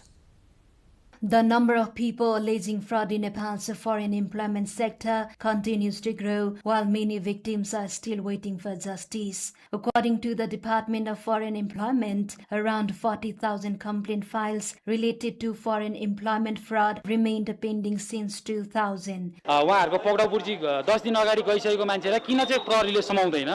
किन चाहिँ 10 दिनसम्म भइसक्यो मान्छे वरपर ती चौकीमा घुमिरहेछ एउटै गाउँ एउटै चौकी घर एउटै ठाउँमा भएको मान्छेलाई चाहिँ किन त चौकीले चाहिँ गर समात्न सक्दैन? किन हामीलाई चाहिँ अन्यलमा बनाइराको छ चौकीले? हामी चाहिँ त्यसको न्याय खोज्दै आको। हामी आएको लगभग 3-4 दिन भयो। यो आज भन्दा 3 वर्ष अगाडि हामी वहाँ पोल्यान्डको लागि भनेर आएको थियौं यहाँ। अनि हामीले त्यतिखेर 2 लाख हाल्यौं किस्ता गरेर लगभग 1 महिनाको बिचमा आज अनि त्यो पैसा हामीलाई पठाउँदा नि पठाएन हो त यता नि भएन अनि अहिले आएर यहाँ त मुद्दा दर्ता गर्दाखेरि यो कम्पनीको नाममा तिमीहरुले पैसा हाल्यो भनेर मुद्दा दर्ता गर्नु भएको छैन। The department says governments have repeatedly pledged to take action against foreign employment fraud. However, thousands of victims continue to wait for their complaints to be resolved. Minister for Youth, Labour and Employment, Ramji Yadav says the government will study the pending files and take necessary actions. किन पकडेन भन्ने कुरा हो। किन पकडेन भन्ने अब त्यहाँ दुईटा कारण छ। अनेस्टली भन्दाखेरि दुईटा कारण छ। एउटा कारण के हो भने अब ती व्यक्तिहरु त 77 जिल्लाको कुनै न कुनै ठाउँमा त पक्कै हुन्छ त्यो। अब त्यहाँबाट समातेर विभाग ल्याउन पर्यो किनकि नेपालमा त एउटै विभाग छ। हामी देशभरि त अरु संयन्त्र छैन हामीसँग। एउटा विभागमा चाहिँ यही चाहिँ हाजिरी गराउन पर्छ उहाँहरुले। अब त्यो बेलामा चाहिँ जिल्लाबाट यहाँ ल्याउनको लागि चाहिँ प्रहरीलाई पनि खर्च हुन्छ हैन। त्यो खर्चको पनि व्यवस्थापन गर्नुपर्ने र उहाँहरुले समातेर यहाँ पनि ल्याउनु पर्ने कुराहरुमा चाहिँ ढिलो भएको हो। Meanwhile, the government has launched an online portal called uzuri.gov.np to make the complaint process easier and more technology friendly. Previously, victims had to travel to Kathmandu to file complaints and often faced additional expenses because of delays in the process. Through the new portal, complaints can now submit and upload supporting documents using a mobile phone or computer. बसेकै ठाउँबाट हाम्रोमा डकुमेन्टहरु upload गर्नुहुन्छ हामीले त्यसलाई screening गरेपछि उहाँलाई time दिन्छौं फलानु टाइममा तपाईको चाहिँ डकुमेन्ट उजुरी गर्न मुद्दा दर्ता गर्न लागेको छ तपाई विभाग समक्ष फलानु टाइममा आउनुस् भनेर हामी टाइम दिन्छौं टाइम दिइसकेपछि उहाँहरु आउनुहुन्छ त्यसपछि चाहिँ अब चाहिँ फाइनल भयो के एउटा स्टेपको दुख एउटा स्टेपको खर्च चाहिँ उहाँहरुको घट्छ यसले अर्को भनेको चाहिँ उजुरी दर्ता भयो अब यसको अवस्था के भयो त भनेर फेरि सोध्न यही आउनु पर्ने अब वर्कलोड पनि आइहुँदाखेरि हामीले टाइममा उहाँहरुको फोन रिसिभ गर्न नसक्ने फोन रिसिभ गरे पनि कुन नम्बरको उजुरी हो र त्यसको स्टेटस के छ भन्दा फिजिकल फाइल हुँदा त हामीले यकिन गरेर हेरेर तत्काल जवाफ पनि फर्काउन नसक्ने अवस्था पनि हुन्थ्यो भने अब त्यो अवस्था पनि यसले चाहिँ निराकरण गर्छ. The department says it currently receives 25 to 30 foreign employment fraud complaints every day. In the previous fiscal year, 7,763 complaints were registered. Of those, 3,837 cases were resolved, with about $2.2 million recovered in compensation for the victims. And in this context, we bring you the voices of victims who were deceived in foreign employment schemes in today's Public Pulse segment. Let's hear what they have to say. Online बाट पहिला भन्दा चाहिँ हल्का अलिकति सहजै भएको छ. सहज भन्दा पनि अनलाइन भए तापनि हामी यहाँनेर आइराख्नु पर्ने हुन्छ. महिना दिन जति भयो होला हामी धाउन गएको यहाँ भइराछ. अहिले चाहिँ मुद्दा दर्ता 18 गते पेश गरेको 15 दिनमा आउनु भन्नुभएको थियो. अहिलेसम्म आएको रहन्छ आउनु त भइराछ. पैसा 3 लाख रुपैयाँ 3 लाख रुपैयाँ दुई जना गर्दा फस्यो. मुद्दा दर्ता त भएको छैन. आज उ पनि आउने कुरा छ. 15 दिनको तारिख लिएर घरै पुगेको छ रे. अनि हामी चाहिँ गएको छैनौं. अब साउले हामीलाई घरमा बस्न खाना दिएको छैन. अनि त्यो साउकै डरले पनि हामी घर जान सकेको छैनौं. उ चाहिँ अब जुन मुख्य मान्छे चाहिँ घरै गएको छ रे. आएको छ आएको छैन थाहा छैन. हामीले एकल फोन पनि गरेको छैन. केही भनेको छैन. लगभग एक दिनमा सकिसक्यो केस भन्नु नि. हामीले त्यहाँ 1.5 महिना अल्झियो. अनि उलाई चाहिँ छोडियो हैन. अनि त्यसपछि हामीलाई फेरि वैदेशिक विभागमा जाऊ भने अनि त्यो कारणले गर्दा हामी चाहिँ आज वैदेशिक विभागमा.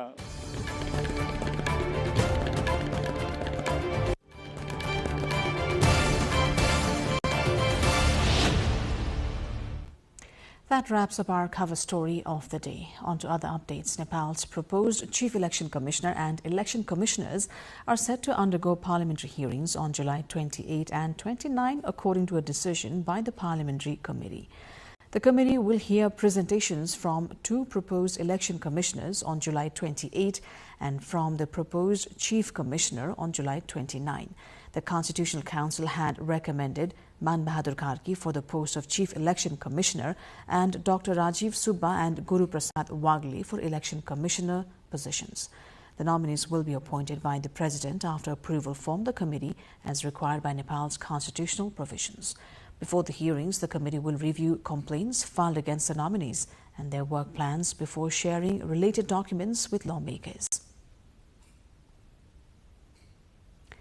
Nepal's Ministry of Communication and Information Technology has forwarded an investigation report on Nepal Television's satellite bandwidth procurement agreements to the Prime Minister's Office and the Commission for the Investigation of Abuse of Authority CIAA for further review and necessary action. The investigation committee formed to examine Nepal Television's satellite bandwidth purchase and rental agreements from 2002 to 2022 submitted its report to the Communication Minister on July 17. The committee studied agreements with foreign service providers, supplementary contracts, channel expansion, upgrades from standard definition to high definition, and equipment purchases. The report concluded that several procurement processes involved legal violations, procedural weaknesses, financial discipline issues, and activities that may have caused financial losses to the state broadcaster. According to the committee's findings, violations of the Public Procurement Act and public procurement regulations may have caused losses of around 206.1 million Nepali rupees, which is $1.5 million approximately. Now, since local and provincial governments began conserving and promoting waterfalls, the fascination among both domestic visitors and tourists for waterfall sightseeing has grown.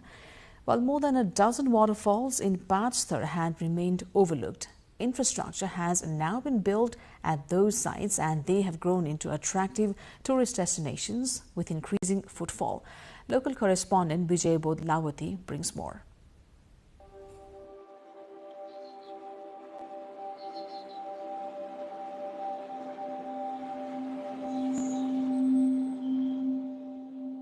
From forgotten cascades to crowded viewpoints, Pachthar's waterfalls are now paying the district back.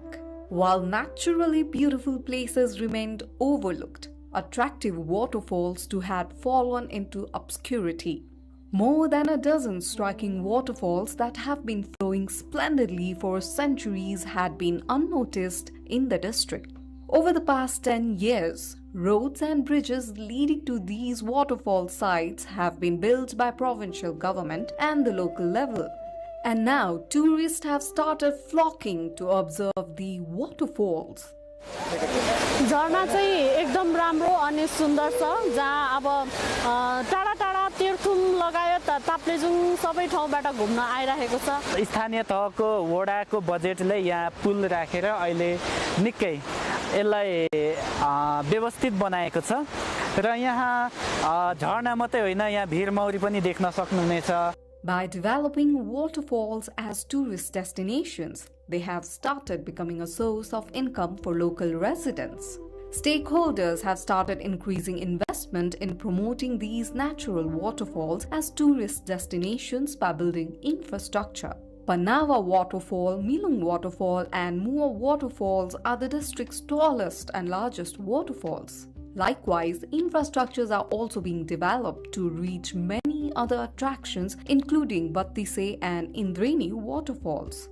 अझ राम्रो महसुस गर्नको र आनन्द गराउनका निम्ति झोलङ्गे पुल पनि हामीले निर्माण गरेका छौँ र सम्पन्न भएको छ र यो क्षेत्रमा पर्यटकहरूले आउन जान सहज होस् भन्ने हिसाबले गाउँपालिकाको लगानीमा हामीले तपाईँको स्टोन सोलिङको पदमार्ग निर्माण गरेर पर्यटकहरूले आवाजाही गर्नलाई सहज बनेर बनाउने बाटो हामीले बनाएका छौँ. Waterfalls tend to be more attractive during the monsoon season when there is more water. Since government investment in promoting waterfalls began, the number of visitors coming to observe them has increased. Along with the flow of people, local agriculture products have started selling, thereby increasing local residents' income.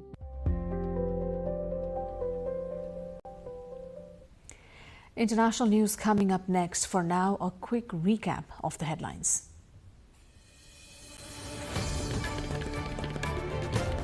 Nepal government scraps 3% equity tax on education and health. Prime Minister says public feedback for policy reversal.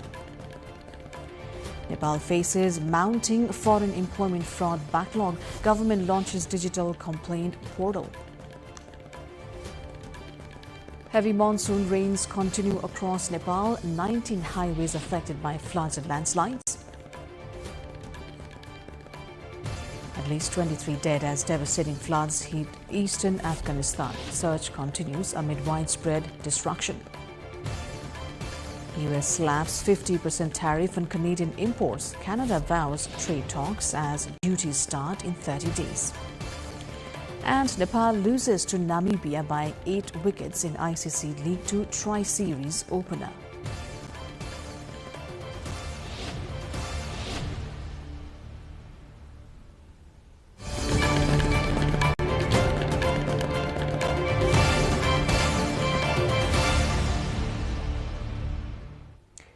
At least 9 persons have died and 15 others remain trapped after a tunnel collapsed at an under-construction hydroelectric project in India's remote northeast, officials said Tuesday.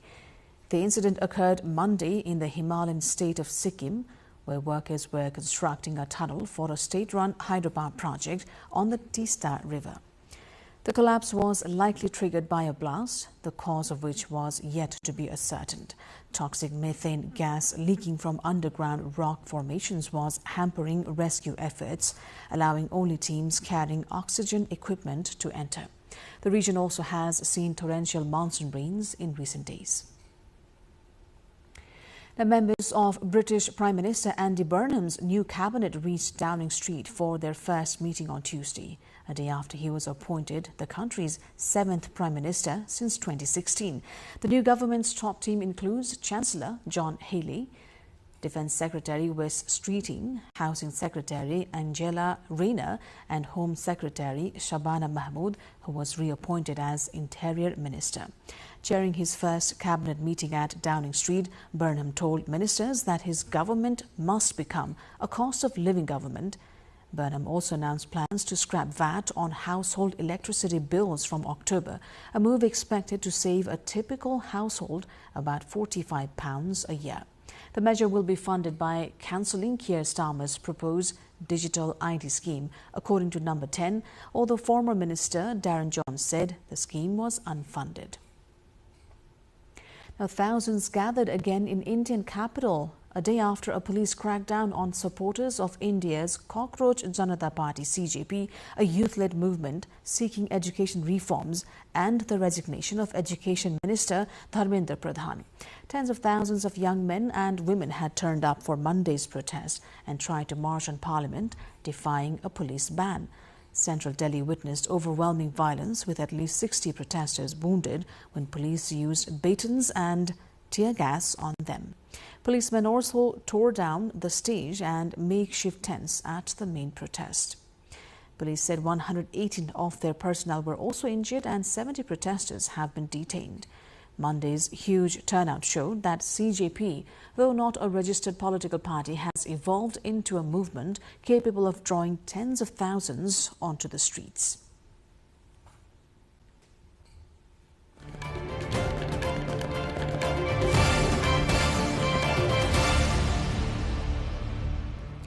Business news lined up next. For now, a short breather.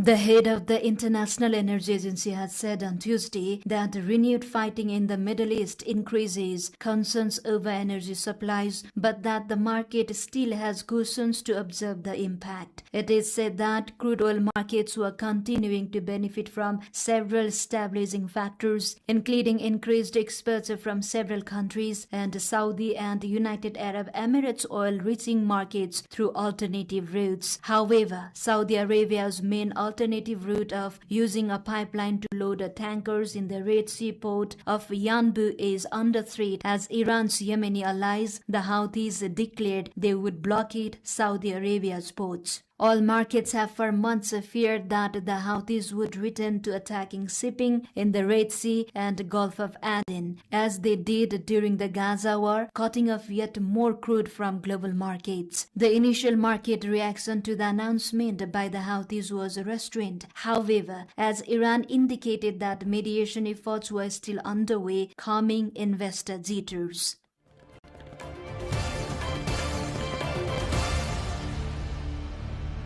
A 4-day BRICS meeting on traditional, complementary and integrative medicine (TCIM) has begun in India's Chandigarh, bringing together delegates from 21 countries to discuss cooperation, investment, opportunities and future frameworks in the sector. The meeting will focus on finalizing the terms of reference for the expert working group on TCIM, while side events will explore capacity building, education and workforce development. development. The discussions aims to strengthen collaboration among BRICS nations in developing traditional medicine practices and related industries. Officials said that the forum is expected to encourage knowledge sharing, policy coordination, and potential partnerships in the growing global healthcare and wellness market.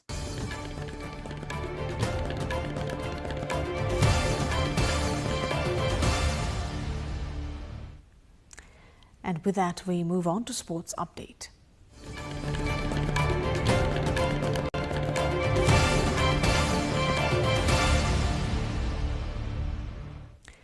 Argentina will face an investigation into the ugly scenes at the end of the World Cup final, FIFA has confirmed. FIFA's disciplinary committee has appointed a disciplinary and ethics prosecutor to assess what happened after the final whistle at MetLife Stadium.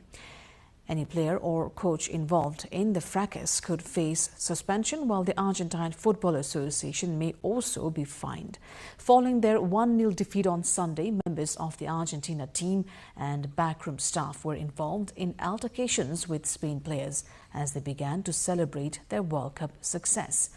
Nahuel Molina, Leandro Paredes, Thiago Almada and assistant coach Roberto Ayala all appeared to be involved. FIFA had already begun the process of potential disciplinary action against Argentina after their players held a banner in support of their country's claims to the Falkland Islands following the 2-1 semi-final win against England.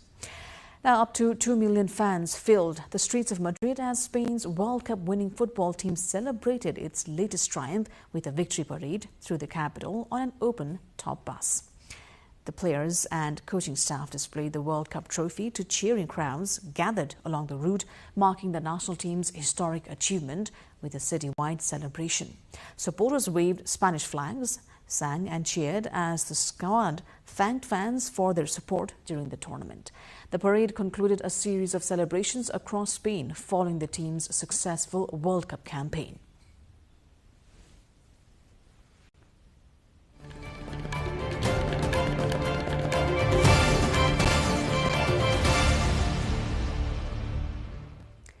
And now to the weather updates, first from Nepal and then around the world.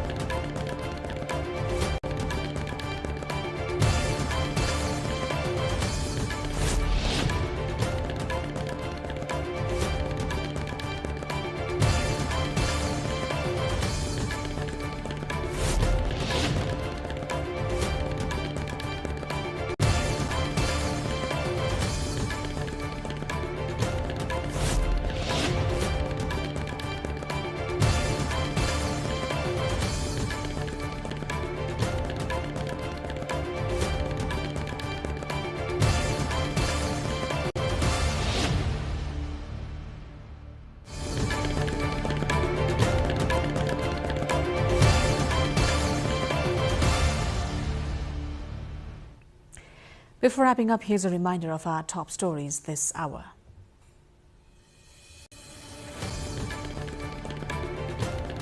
Nepal government scraps 3% equity tax on education and health. Prime Minister says public feedback for policy reversal.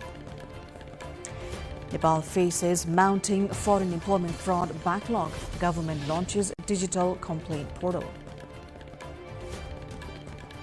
Heavy monsoon rains continue across Nepal, 19 highways affected by floods and landslides. At least 23 dead as devastating floods hit eastern Afghanistan. Surge continues amid widespread destruction. US slaps 50% tariff on Canadian imports. Canada vows trade talks as duties start in 30 days. And Nepal loses to Namibia by 8 wickets in ICC League 2 Tri-Series opener.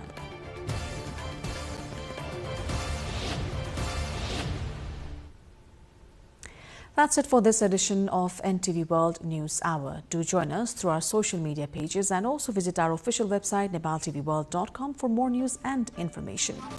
I'm Sarah Sapsanama Rai. Thanks for staying with us. Good night.